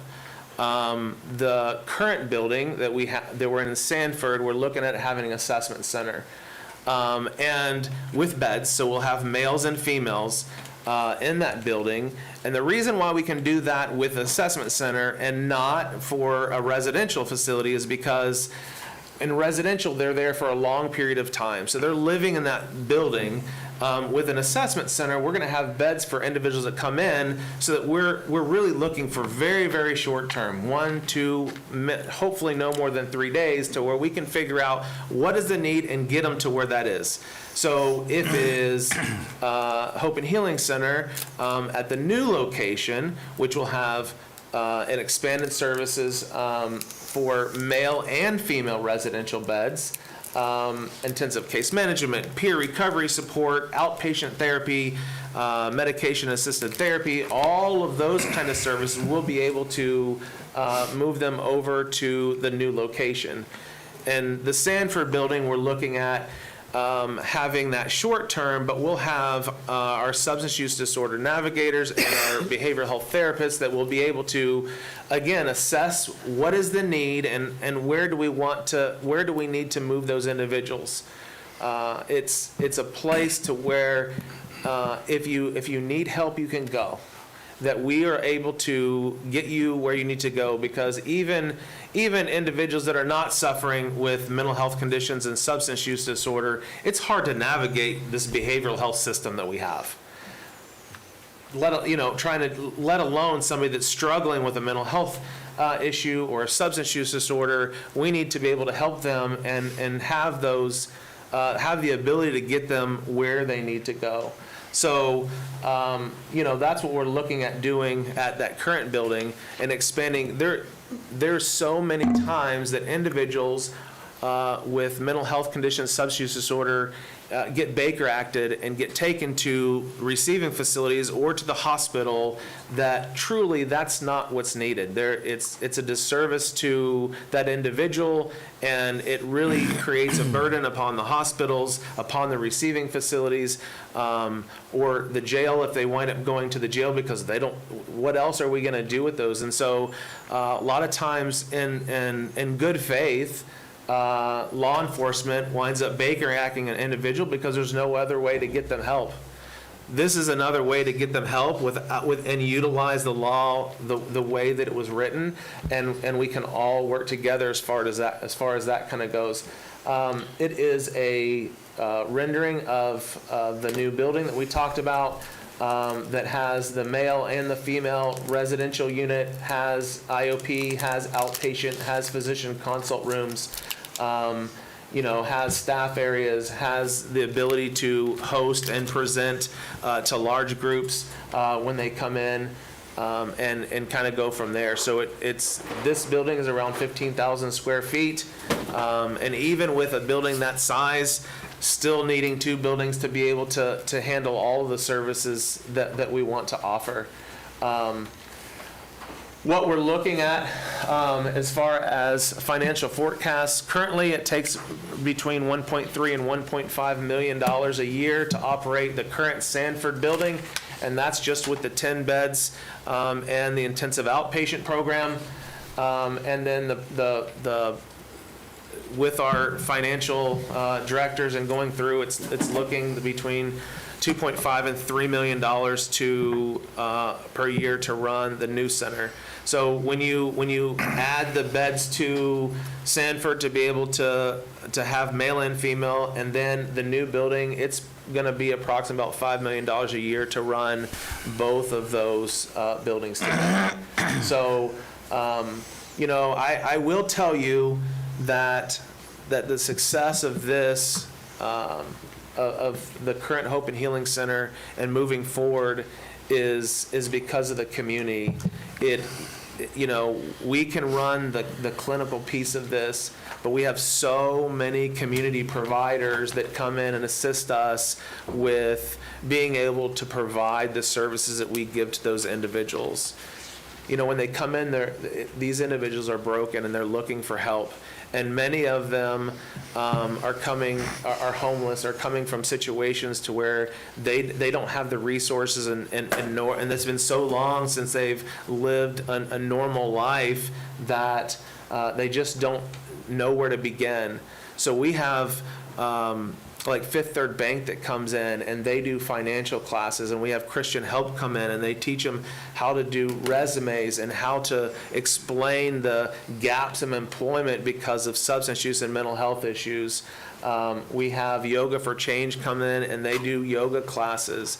We have the SCORE team come in and to really help bridge that gap between those individuals and law enforcement, so they can see a different side of the sheriff's department, and that they're truly there to help. They're not there to arrest them and throw them in jail, and some of the experiences they may have had in the past, and what we're looking at to help those individuals.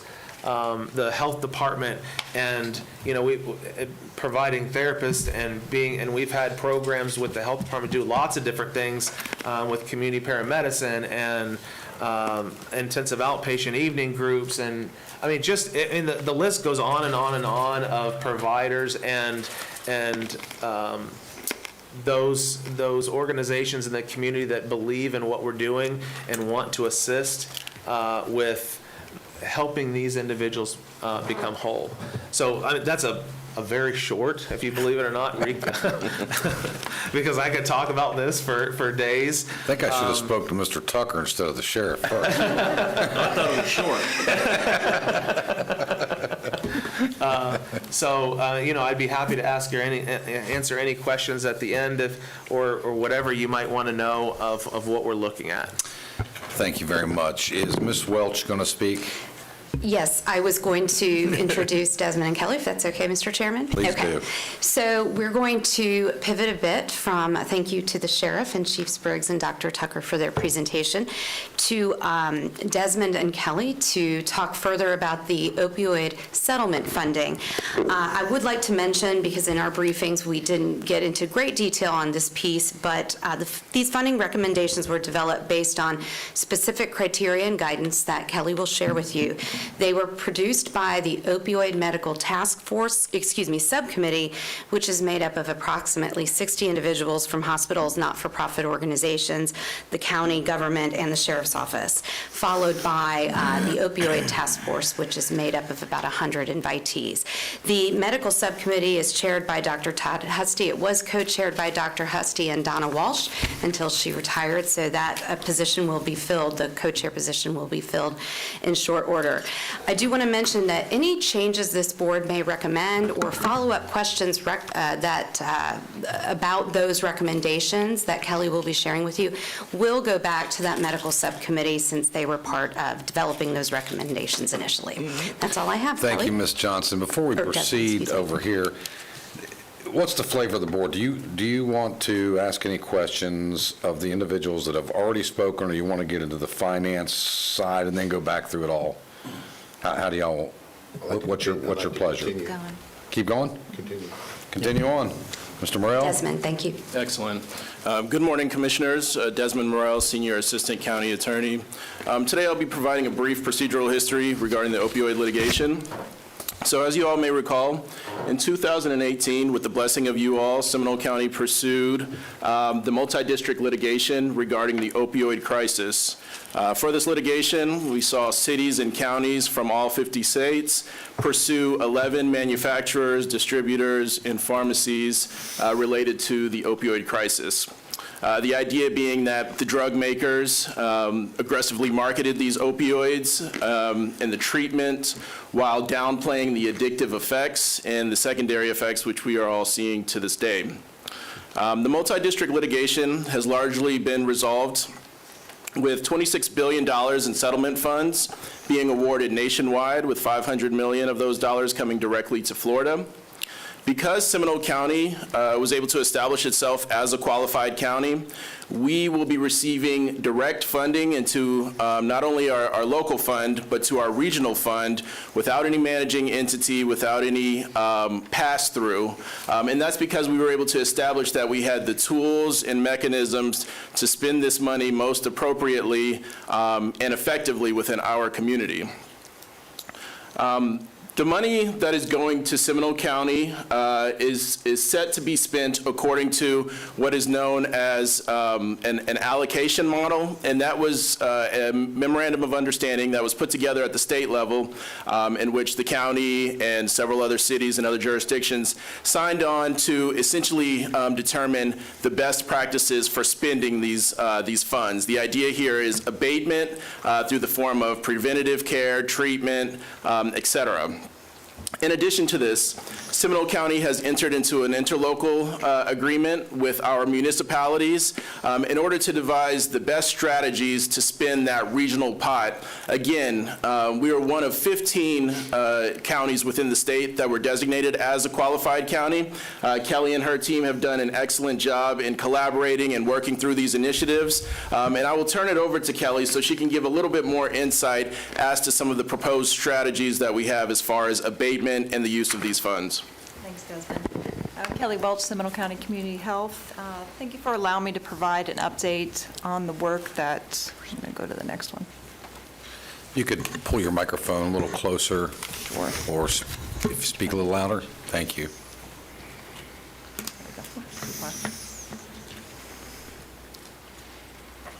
Just one. Okay.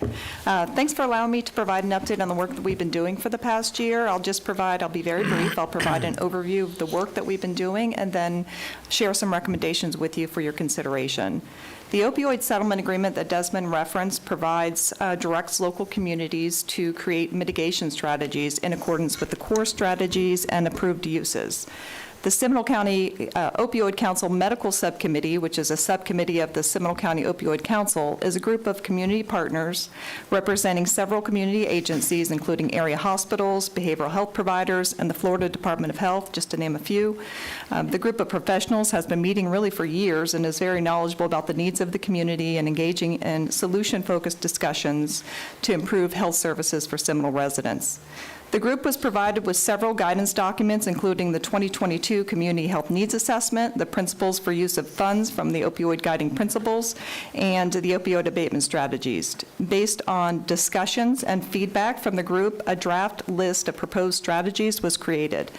The draft list, which you should have in your packet, is intended to be a living document to be continually reviewed and updated as new evidence-based and evidence-informed practices emerge. The list was compared against the core strategies and approved uses to ensure that we are aligned with the settlement agreements. And the proposed strategies were presented to the larger Seminole County Opioid Council in July of 2023. To ensure that we are engaged with all Central Florida players, we have been working with our local managing entities, Central Florida Cares, and neighboring counties, Orange, Osceola, and Brevard, to share our progress, collaborate where we can, and ensure we're not duplicating funding recommendations. Okay. We will receive opioid settlement funds for the next 17 years. As the sheriff mentioned, funding is front-loaded, meaning that the total amount we receive will reduce over the years. And as Desmond mentioned, we are one of 15 qualified counties, so we receive funds directly, and more importantly, we are responsible for reporting back to the state on our spending. There's a 5% maximum allowance for administrative fees, and we must spend the funds in accordance with approved uses and to avoid potential clawback.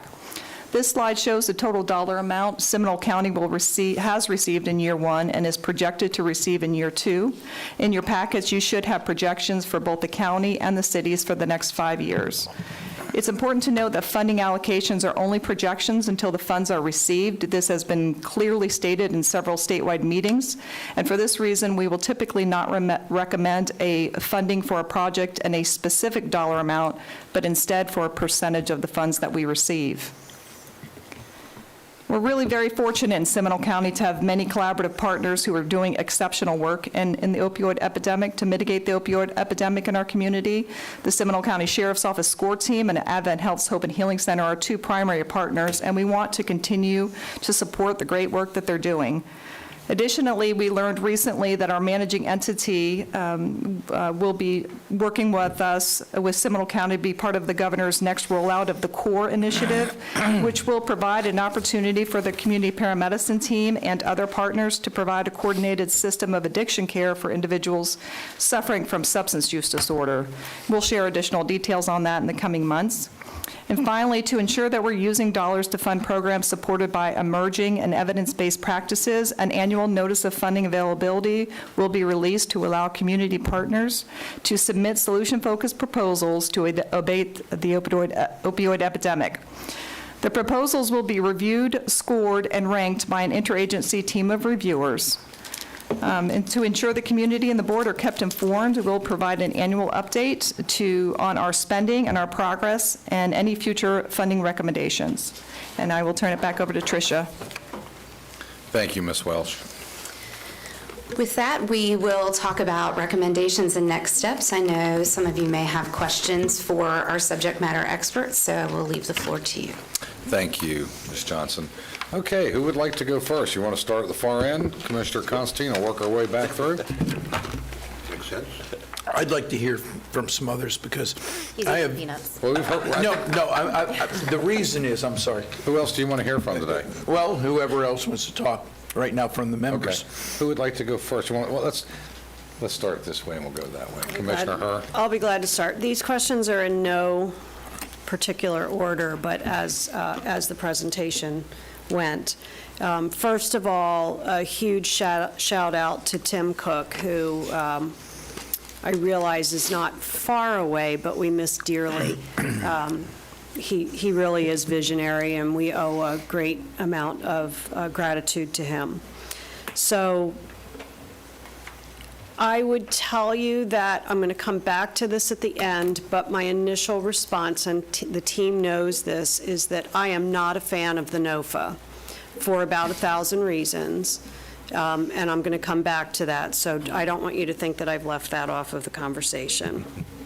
I did not see, although it's probably in here, what is the total number of beds that we think this facility will have, broken down by male and female? Sure. So when you look at both facilities, we're going from 10 male beds to about 17 male and female beds. So 11 male beds and about 6 female beds in the Sanford building, and that's the building that we're looking at using for the assessment center. And then in the new facility in Altamont, you're looking at, if you do single beds, single rooms, you're looking at 15 male and 12 female. Now, any of these beds could be bunked, because they are, I mean, the way that we've purchased these beds, they're bunk beds, but we use them as single. So it just depends on what that space is able to handle and the way we're able to utilize it within that building.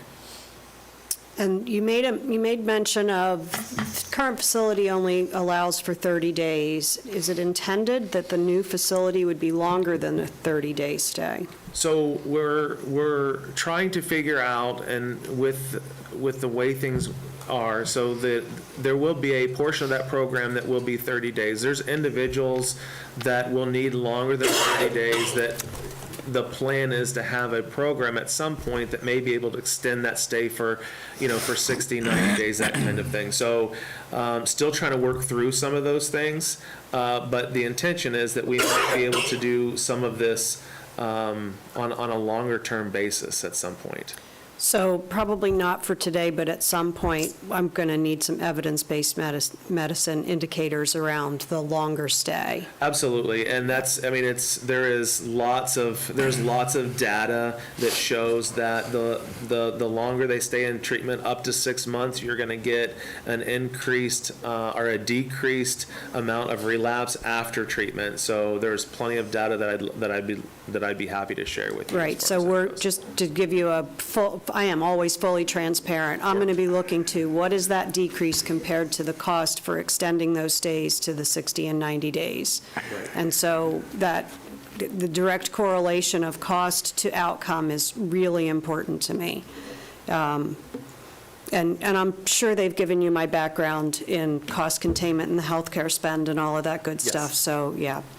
Well, and honestly, as we open up, it will be a 30-day, just like we are now. And really, the reason why we did that is it's a measure. I mean, it's really weighing the community versus the individual, and how long will it take us to figure out what do those individuals need before we transition them to the next step for them. And so that's the reason why we really kept it at 30 days, because there were just too many individuals that needed help in Seminole County to extend the stay past that. Now, when we open up these beds to 12 and 15, if we will find that we're in the same position, then we wouldn't be able to have that longer term stay. We'd keep it, at 30 days. And 30 days really does give us a good amount of time to figure out what is the plan, what is the transition plan when they leave, because everybody gets one, because we're not putting individuals back on the streets and we're not putting them in the homeless shelters. We're trying to find what is that, if they choose to do that, if that's what their choice is, we can't stop, and it's a voluntary treatment. But we have never put anybody back on the street, and we've never put anybody in a homeless shelter that did not want to go there. Is it safe for me to say that it's up to 30 days, or is it presumed at the start that you're going in for the full 30? We're going in for the full 30. So when we talk about successful completion, it's individuals that were admitted to the program, that stayed there 30 days. Now, I will tell you, there's some individuals that's harder to place than others. And, we have had people there for 37 days, 40 days, 45 days, because we were not going to put them on the street and we're not going to put them in a homeless shelter. So there's individuals that have stayed longer. And of course, there's individuals that left at day 29 because a bed opened someplace that we were going to send them, and we didn't want them to lose that bed. But it is a 30-day program, to where the programming is 4 weeks, because we have providers that come in that have 4 weeks worth of programs that they're giving those residents. Do you have the relapse rate, IOP versus IP? So I do. That was an average between both of them for intensive outpatient and residential, and I can definitely provide that to you. Yep, and then just a little bit more detail, the rate for comparison was 40 to 60, and that is a gigantic range, so It is. a little bit more granular in the detail there. And I would love to provide that to you, and I will tell you that anywhere you look in all of the statistics, it's going to tell you between 40 and 60%, and narrowing that down is very difficult, because that's where, when you look at the SAMHSA websites and you look at all of the data that's being collected, that's what the range would be for substance use disorder. Where do women go now? So we have our substance use disorder navigators that are sitting inside of the hospital. They're at all the Central Florida Division hospitals. They cover all of our emergency departments, either our OSEDs or the main hospitals, when they come into that, those navigators, they have all of the treatments, not just in Central Florida, but across the state of Florida, to be able to provide those. So if it's a female that comes into the emergency department, they are placed into whatever treatment facility it is that they find, depending on what their insurance is, depending on, do they have funds to be able to do that or not, those types of things. So, each one of them are, they're trying to figure out what is the best place for them as they come into the emergency department. And then they make that decision as far as that goes. And then these are probably more for the sheriff. I think there was a reference to us giving the building. I think we're lending the building. Do I misunderstand that? I think it's an incredibly attractive lease. Okay, yeah. We didn't give a building away, for the record. And then you made a reference to, I think it was 3,500 Baker Acts, but I couldn't pull the correlation. You did a little bit, Dr. Tucker, pull it back to a percentage of the Baker Acts are related to this situation. Can you provide us with just a little more insight? Yes, thank you for the question. So I think right now we have evolved to an incredibly considerate society, particularly in the policing space. Once upon a time, people would see somebody in a mental health crisis and then have limited options. Typically, the first option was to incarcerate somebody. And I think that we recognize that that is incredibly expensive and typically ineffective. You can look at that and reflect the numbers in the recidivism rates where people were just coming and going. I think over time, as we've trained our policing professionals across this country, quite frankly, they became more mindful of looking at other options in lieu of incarceration. I think we do a pretty good job, but it's not typically the best place for you to get the mental health care and services that you need. So I think the spirit in which the involuntary admission under the Baker Act has been stretched to its maximum potential, and it's overloaded with people who are in a mental health crisis, but are not so severe that they're going to present a threat to themselves or somebody else. This is one of the reasons why somebody is involuntarily admitted or Baker Acted, only to be turned and released just hours later, to the frustration sometimes of the policing professionals, because they were never intended to be that population at all. I call it, it's conditioned crimson red. It's like you have limited availability to services until you evolve so significantly that you're going to harm yourself or harm somebody else, and then we throw you into a system. And then we release you only after you stabilize.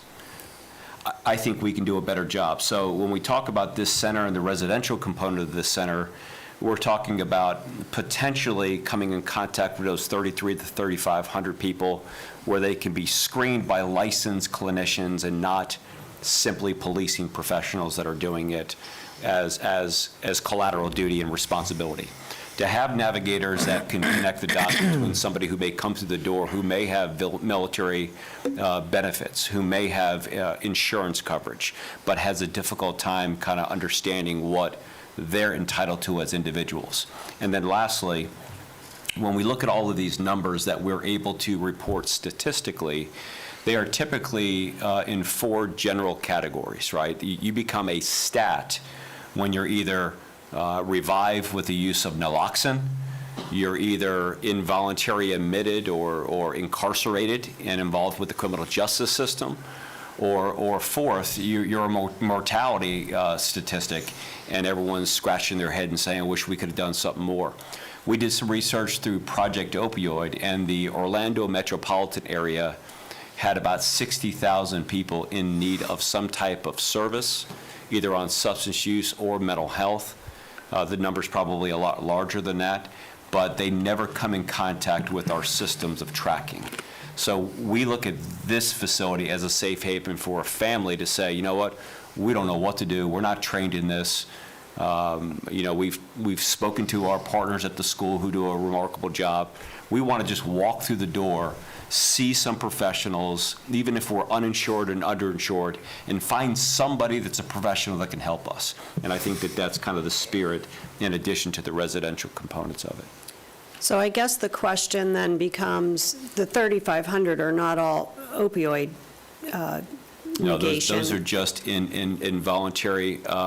Whatever the I don't know the situation may number be. of the amount of people who are substance dependent that are being involuntary admitted, because they're not coming into our system necessarily. Those are just the involuntary admissions from all 7 municipalities. Sometimes the school system. These are people that are just being Baker acted. I would imagine that an overwhelming majority of them are not substance dependent. They're just in a mental health crisis. And I think that more than 50% of them are probably not the purest intention of qualification of involuntary admission.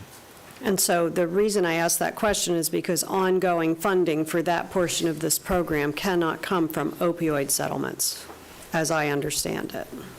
So we're going to have to separate out cost related to that portion of this program. I'm assuming it's running through the assessment center, so it's limited to the one building. I don't know, but somewhere, somehow, that's going to have to get figured out, because it's just sort of baked up in here now, and we know that there's a bunch of unfunded here, but we know that that will not be a permittable use of the opioid dollars. I think that is something that can be accomplished with a screening tool. I would imagine everyone is coming in as being screened for the presence of co-occurring issues and all of that. It may be occurring at the hospitals already. I just don't know. I think it just needs to happen on our side from knowing how we're spending dollars and where this money is coming from. For the Hope and Healing Center now and the future vision for this, is it only for uninsured or underinsured? You made a reference to there's a screening done in the hospital. If they're insured, they're placed in beds elsewhere. That was my interpretation. Yes, so the individuals that are coming, if the individual does have insurance that winds up coming to Hope and Healing Center, it's because their insurance doesn't cover that service. So it would be individuals that don't have the ability to pay and their insurance does not cover that service if they're coming to the center. So we're not billing insurances at Hope and Healing Center. So some insurances don't have they don't have a residential component to it, or they don't have an intensive outpatient, or they don't have a mental health component to their insurance. And so we do have those individuals there, but the target is for individuals that don't have the ability to pay, that don't have insurance, that need that service.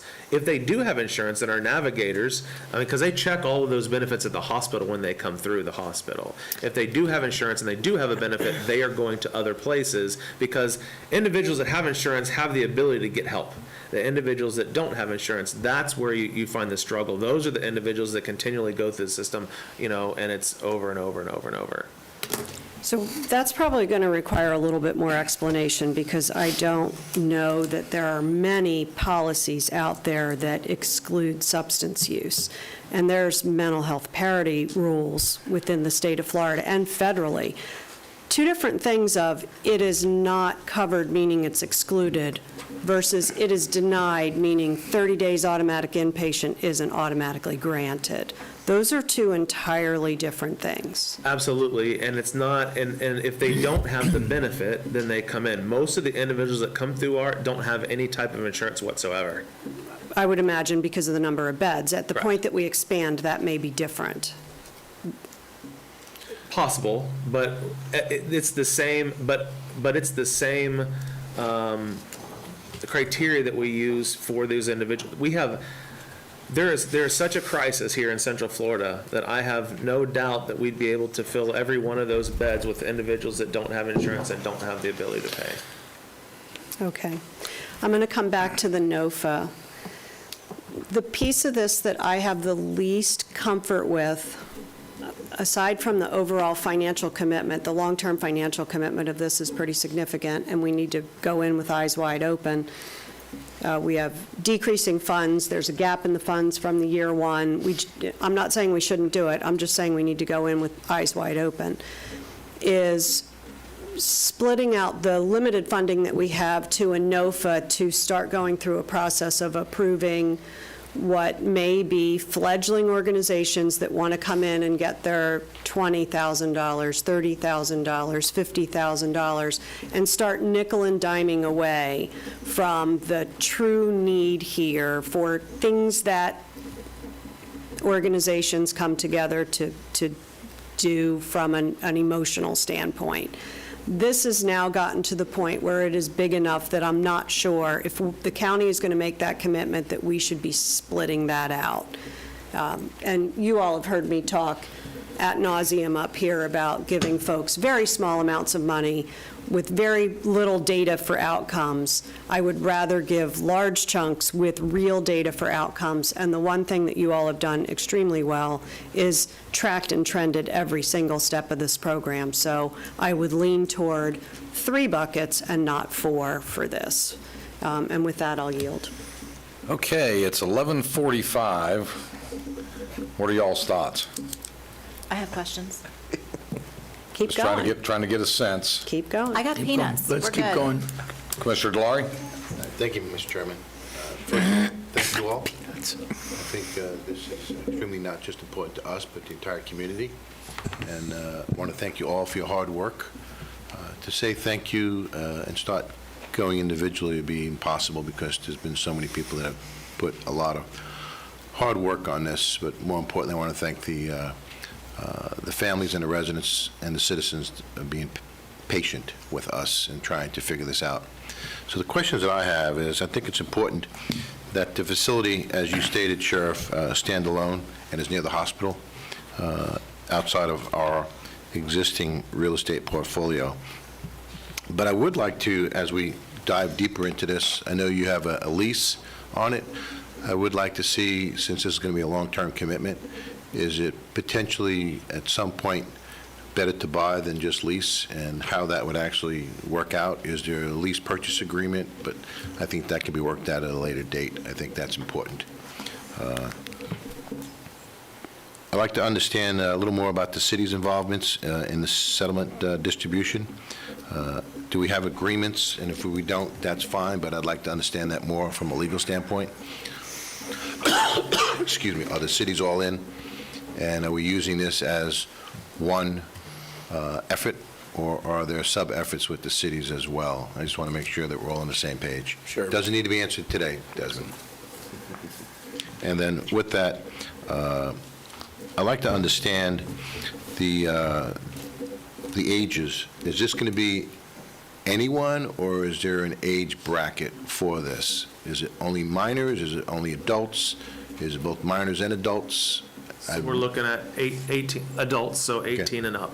Okay, so then my question would be, what happens to the minors in this endeavor as well? And is there some way to address that somehow? I don't know. This is not something that I get that involved in on a regular basis. But I do know that, you hear the stories in the reports that there are many minors that are very involved in the opioid addiction as well. So just wanted to address that. What is the annual projection of people going through this facility? Is it, I heard 3,500 at one point?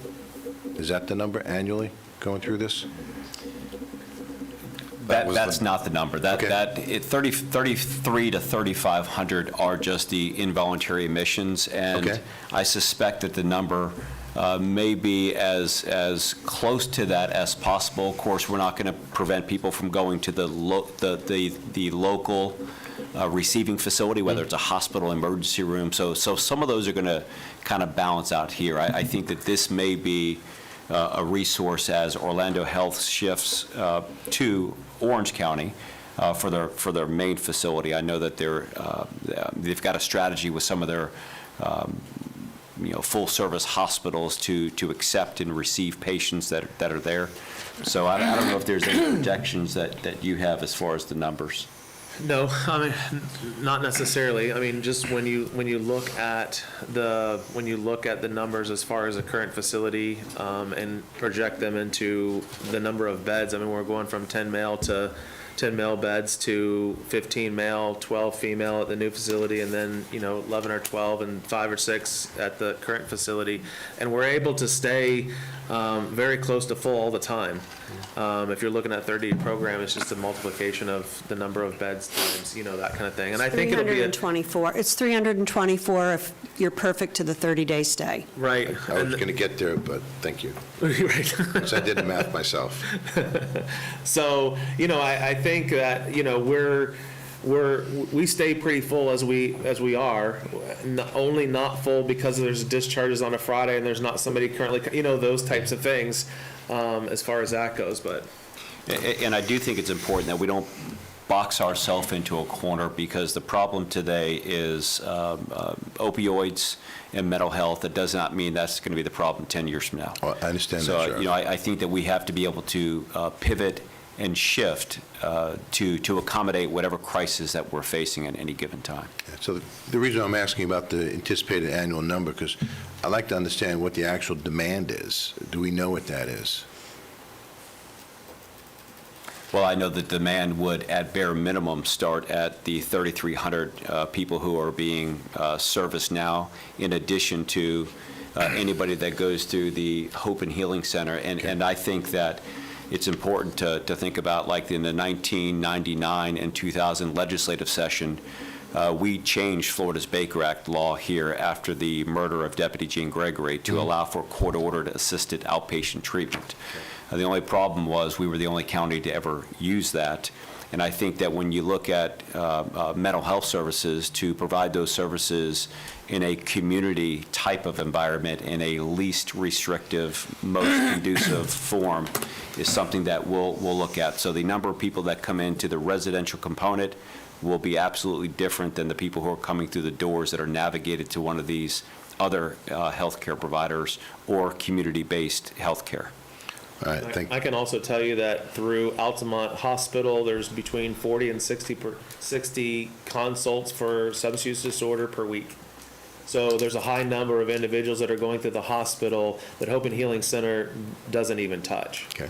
And the last comment, if I can make, is this is one of those situations where it's hard to anticipate, because I think that if you build it, they will come. How many people that are out there that fit into these categories that feel currently right now that unless they're getting involuntary admitted under the Baker Act, there's nowhere for them just to walk in and go. So I think that that is really the unknown here, is if we market and we brand this and Advent continues to have their success, how many people that would normally not step in for care go into this facility. So. And again, I think you said a couple minutes ago, this is basically for the uninsured, correct? Just wanted to make sure. Yes. And then we talked about Baker Acts. So this is not going to take Baker Act individuals. No. That's another topic for another day, because that's even another issue that we have to try to address in the future. I understand that. I just want to be clear with that.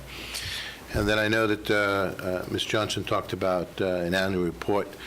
I'd like to see a semi-annual report as well, because if you just wait to the end of the year, we may have to be part of the pivot as well. And I think that would be just as important.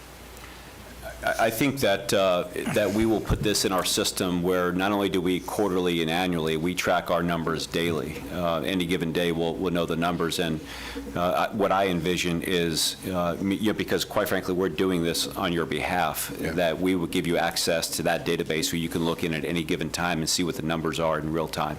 And I think that is so incredibly important when it comes to pivoting and strategizing on what we can do to combat it. Yeah, because I just don't want to wait annually. It needs to be done more quarterly, or Sheriff, you know the system better than we do from that perspective. We rely on your judgment. That's the end of my questions at this time. Commissioner Lockhart? Obviously, incredibly needed. No question in terms of the quality and the value of the service that's being provided. The expansion is significant. The dollar commitment is significant. The time commitment is significant. So I appreciate you being so willing to answer questions that maybe, typically we wouldn't be in the weeds in, frankly. there was a mention of clawback for the opioid settlement money. Where are we with, in terms of the ARPA dollars and time frame of getting that plan submitted and the information to wherever that information goes? I know we've been pretty aggressive with some other folks with their ARPA funds. Where are we now? What's our timeline? Are you referring it to the The 9 regular million. reporting? Yeah. Yes, so anyone who receives ARPA funds, a not-for-profit, a sheriff's office, the county has to report on a quarterly basis the expenditures. So I don't want to speak incorrectly to that. That's managed by our grants team. So if you would like, I can get that follow-up information and share it with this board and coordinate with Lisa on that. That'd be great. And are our cities involved? Because we mentioned the fact that the cities are involved in those ARPA dollars that have been allocated toward this $9 million as well. Is it all 7 of the cities that have allocated some toward that? I believe 5 of our cities have allocated some of their ARPA dollars to the total $9 million agreement. Again, I would follow up with you on that just off the top of my head. And they would utilize those same numbers to report back to U.S. Treasury. Okay. And then 2 spreadsheets that I'm trying to reconcile, one in green and one in blue. The one in blue is actually the 5-year projections. That is from the state attorney's portal, where they will project what our funds are receiving, what we're receiving. The other one is Chief Spriggs actually put this together. So, again, I hate to be in the weeds, but the numbers are vastly different. So can you, so year one, well, vastly. You're talking with millions of dollars. So year one on the state attorney's dollar figure, I see regional funds, 3.6 million for year one. Is this 3.9 million on the sheriff's office spreadsheet? Is that the same? Are we comparing apples and oranges with these 2 spreadsheets? No, it's apples to apples. It includes both the regional funds and the city-county funds, which are all coming to the county directly.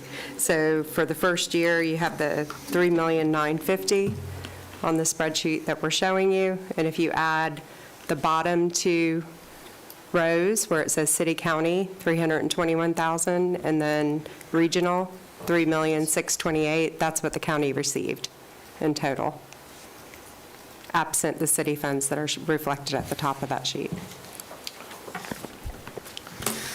I'm so sorry. They're in buckets, I'm sorry. It's essentially, there are three buckets of funding in total for the opioid dollars. So Seminole County is a qualified county, so instead of our regional dollars going to Central Florida Cares, our managing entity, they come directly to us. And we would have always received the city-county dollars. That was a pocket of money that cities will get the money that they are entitled to, and the county will get our dollars.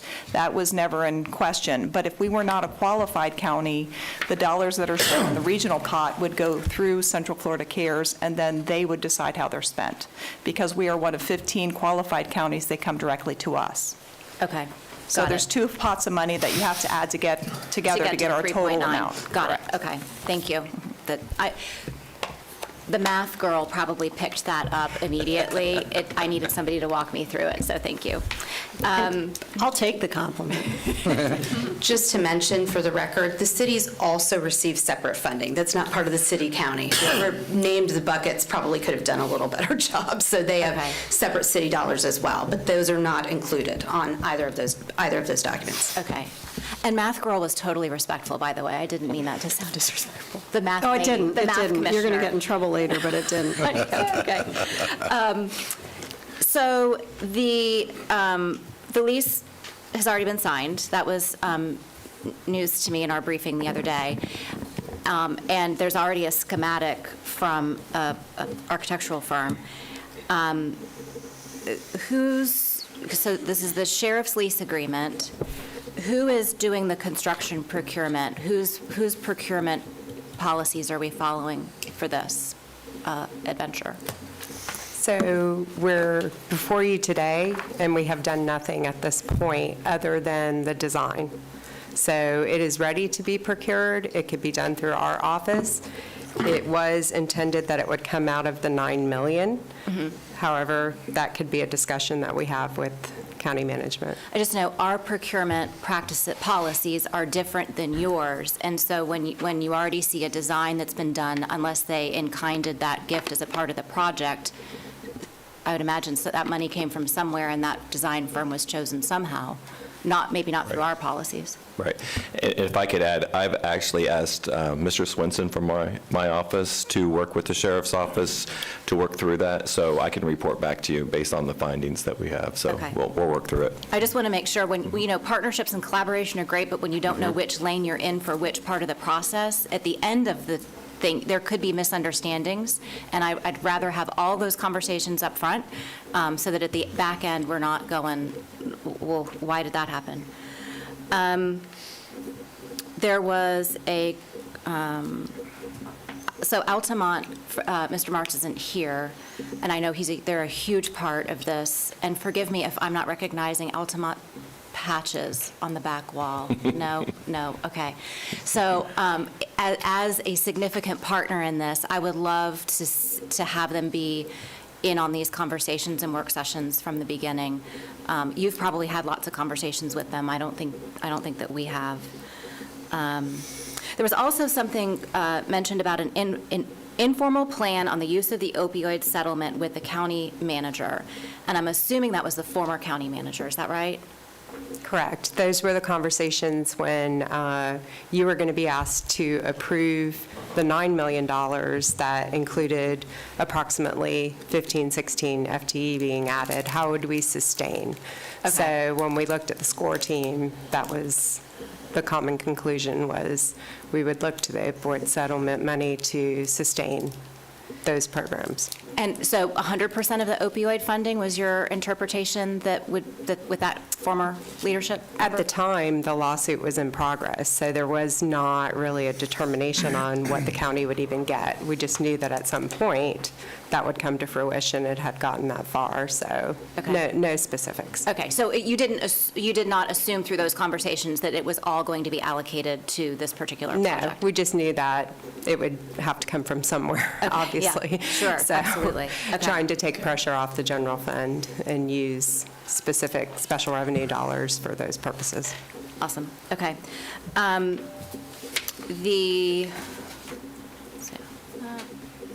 My notes were not as orderly as Commissioner Hers. I also expressed concern over the NOFA process in our briefing. I envisioned the same kind of thing that we go through with the CSA funding, and this is such a significant lift that I think the 3 out of 4 is probably where I would lean personally. The overall committee a committee of 5 is difficult. A committee of 30 or 100, I would imagine, is completely unmanageable.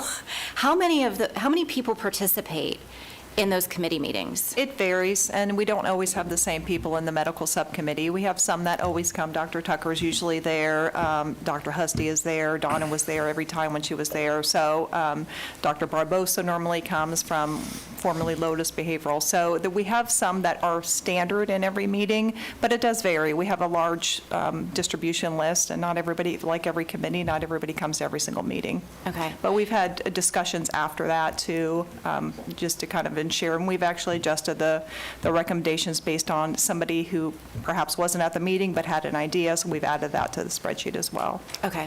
And I love the fact, Sheriff, that you mentioned the ability to pivot. And because of the amount of money that we're talking about, that the ability to legally, within the bounds of these different pots of money that we're working with, be able to be nimble and shift with the needs of the community is so critical. The crisis du jour is likely not going to be the crisis in 10 years, just by the nature of the world, right? So love that that's already been identified. Pivot was on the back. And I'm sure we'll have more questions and lots more conversation as this moves forward. And I know our team, working with you all, has already done a lot. And I'll be looking to the county manager to kind of help pull all of these pieces together so that all the questions are answered. Our partners all feel like we're kumbaya-ing, right? Because this is super important. And so we want to make sure that everybody is valued and we have all the right seats at the table filled. That's it for now. Thank you. Commissioner Constantine. Yeah, I'll try to be brief, and I'm not really going to ask you to answer the questions. I just want to throw the questions out on the table, because I think the rest of the commissioners done an incredible job of kind of like putting different, not only questions to be answered, but issues that are concerning. And I have many of the same concerns. And so I'll just try to articulate that a little bit. First of all, Sheriff, I do have to note that being on both the state and the federal opioid task force that I am, that you are such a leader in this, and you took this from the beginning. And I just want to tell you, I'm very thankful as a citizen of Seminole County that you have done that. And I also want to be very thankful to to both Kelly and our health department and everything that they've done, as well as our legal team, who got us to be a qualified county. I mean, this is not something that everybody got. And so we're in a position much different than many, many other counties across the nation. And when I go to some of these meetings, there are a lot of things that resonate that we're doing that many of the other counties wish they could do, from a money standpoint and everything, as well as the fact that they are impressed that our sheriff is so involved, because they wish theirs were. Many of them just think it's a health problem, and they don't look at it from a criminal or an opportunity to prevent or to stop. Saying that, I still think that, from this standpoint, as all of my fellow commissioners have said, this is the next big step. This is not something that you take lightly, and this is not something that you make a decision in a day. I have concerns because I live in Altamont Springs, of, the location, the concerns I have in many cases are security. Now, Dr. Tucker, I do have one question. Does Advent Health have any other facilities where they have actual people staying across the street of 436? I think everything is, I don't know of any facility that you have actual people living or staying on the other side of 436. Is that correct? We do not. And we are the only residential facility across the country, so. So this would be a first, Yes. Moving that. And I don't have to tell you, or the sheriff, or certainly Altamont Springs, that because of the location, I think it's the right location to have this facility, but because of the location, you've got the mall, the hospital, many fast food restaurants, 2 Publix on either side. It is a congregation place already for many people that will be walking up and down the street with public shopping carts filled with everything that they own. And when you're doing this, you don't want to exasperate that problem. I know that Altamont Springs, as Commissioner Lockhart indicated, we have to have a lot of, sit-downs with them also. When we're talking about a pure partnership, different people have different interpretations of what a partnership is, and I think we need to know that. But in the location, you were talking about $3 million for security. For renovation. But in that renovation, I think that there has, the citizens of Altamont Springs and others, they're going, expect also security for all sides. And that needs to be something that I, in looking at the schematics, I'm not, that's just a snapshot. I'm just suggesting as you go forward, that is something that needs to be on the forefront. I was mentioning during the whole thing, the parking. I know the facility, there's very little parking there also. Now, I don't know if you're going to have a lot of need for parking, but, that's another consideration in that thing. And I point out the fact of what you said, Sheriff, is if you build it, they will come. So we're anticipating it being used. We're anticipating more activity. We're anticipating those that are related to those folks needing to visit and such like that. But we're also concerned about the addition and the potential of more drug-related activity, and that needs to be considered. The other thing that as well as I do, Sheriff, in these committees, there are so many other forms of abatement that are coming down the pike. We see a decrease right now. That's a beautiful thing. But there are abatement programs everywhere. Some cost a lot, some are brick and mortar, some don't cost as much, that are coming down the pike. Tomorrow, the state, or the federal abatement, federal leadership of opioid network leadership program is coming out with a report. Not a final report, an ongoing report, but talking about a lot of abatement programs. The state abatement task force, which you are now going to be the designee for the Attorney General, and I'm on, are just scratching the surface of some of the various abatement programs to use the money more efficiently and everything. So the word pivot was very important to me too. We want to be able to pivot on some of these things, because the third thing is the sustainability of this whole process. I'm old enough to remember when crack cocaine was the big thing. And we put together, not we, but the nation, the state put together a lot of programs to reduce that. And there have been other health/drug-related programs. Let's hope that this has reached the pinnacle and is on the way down, as some of our statistics indicate. But are we willing, or are we putting ourselves in a position to transition to the next thing? And does the sheriff want to be in charge of that also, or be a major part of it? Maybe, maybe not, because with the health department, community services. So we have to be very careful about the long-term sustainability and the commitment that we talk about.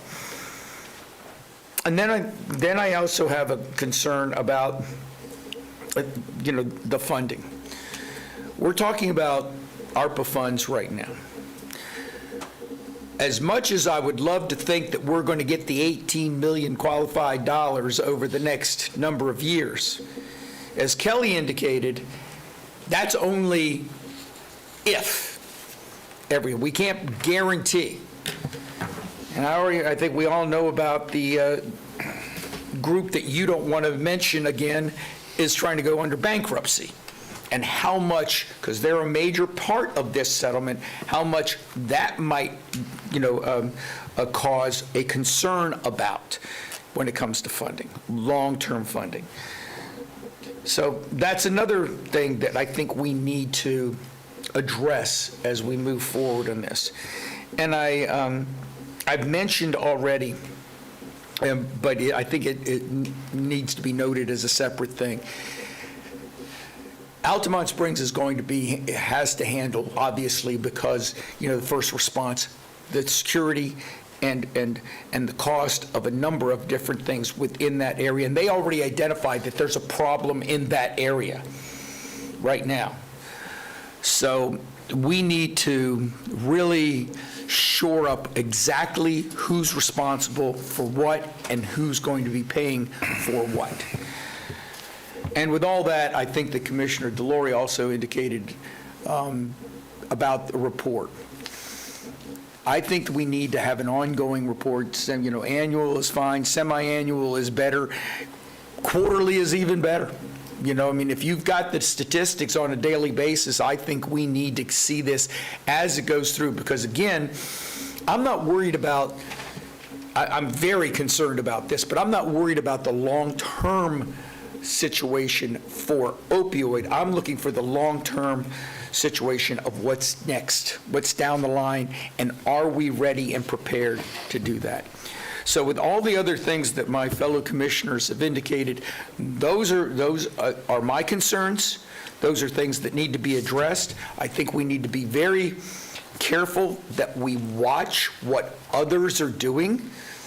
And Sheriff, you and I will be very much active in that, being that we're both on that committee, but we need to really invest our time and energy in not just what we're asking for in brick and mortar and ongoing FTEs now, but we have to be prepared for sustainability and transition, pivoting. And with that, Chairman, I'm fine. Thank you. I don't have, anybody else have anything else to revisit? Commissioner Herr? I do. I look at this very differently, I think, than maybe we're looking at it. I think the opioid crisis is very different from previous drug crises in the country. I think the death rates are higher. I think the method for addiction was often not voluntary. It was helped by the medical community and the dental community and the drug company that got us into this situation. I don't want to be in the long-term business of drug addiction abatement. I just don't. I think you're very crafty in terms of how you've done this with it's branded to Advent, but it is a government-run facility because of the funding. Not to minimize Advent's investment in this at all.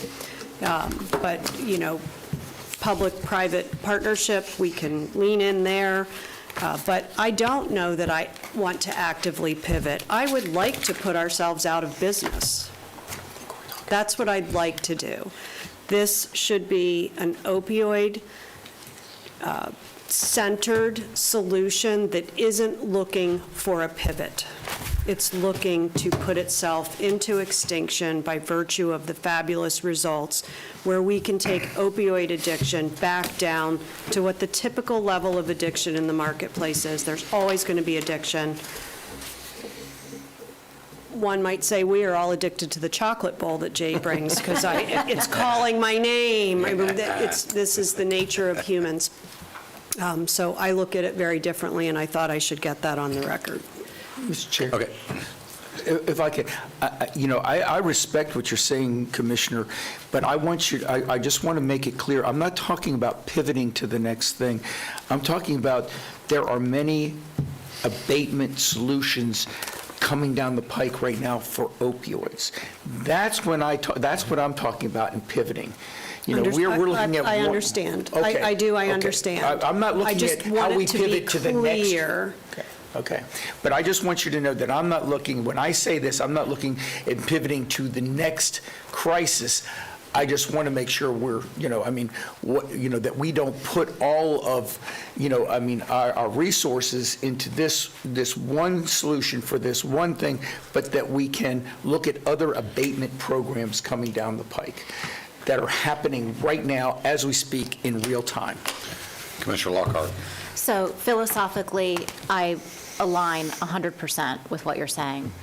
But I think the ask is for longer term than what we are comfortable with that philosophy. And so I don't know if the majority of us, I feel like I'm playing offense and defense here a little bit. I'll try to wrap this up in a bow in just a second. Go ahead. Well, I just want to make sure that, my comments and my questions are based on whichever way this may wind up going, because I don't know if the majority of this board is interested in making this a long-term adventure or not, based on what has been presented to us. So I am in the category of this is a great partnership to kick off to meet a crisis that exists currently, great use of the funds, I believe, to meet the needs, but not government's job long-term.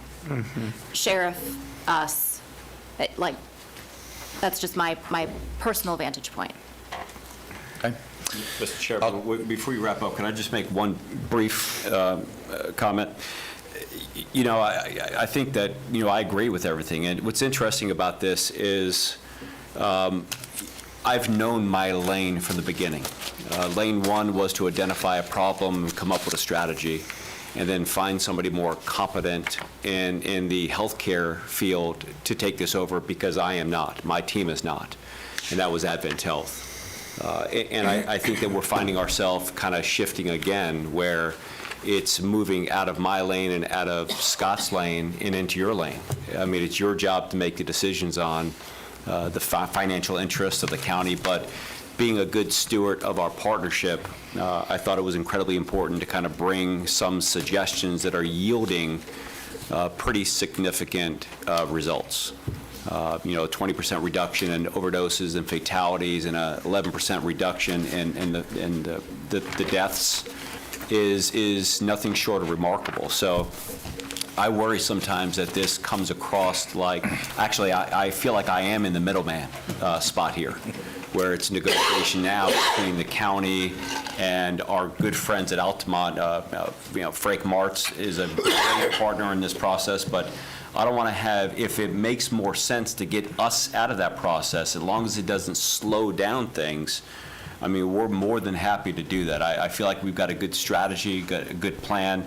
To Commissioner Constantine's point, everyone is going to be developing every single product that's going to help on this thing over the next 18 years and trying to sell it to us. So I do think that there needs to be a little bit of wiggle room there to embrace kind of new strategies, new concepts to abate this issue.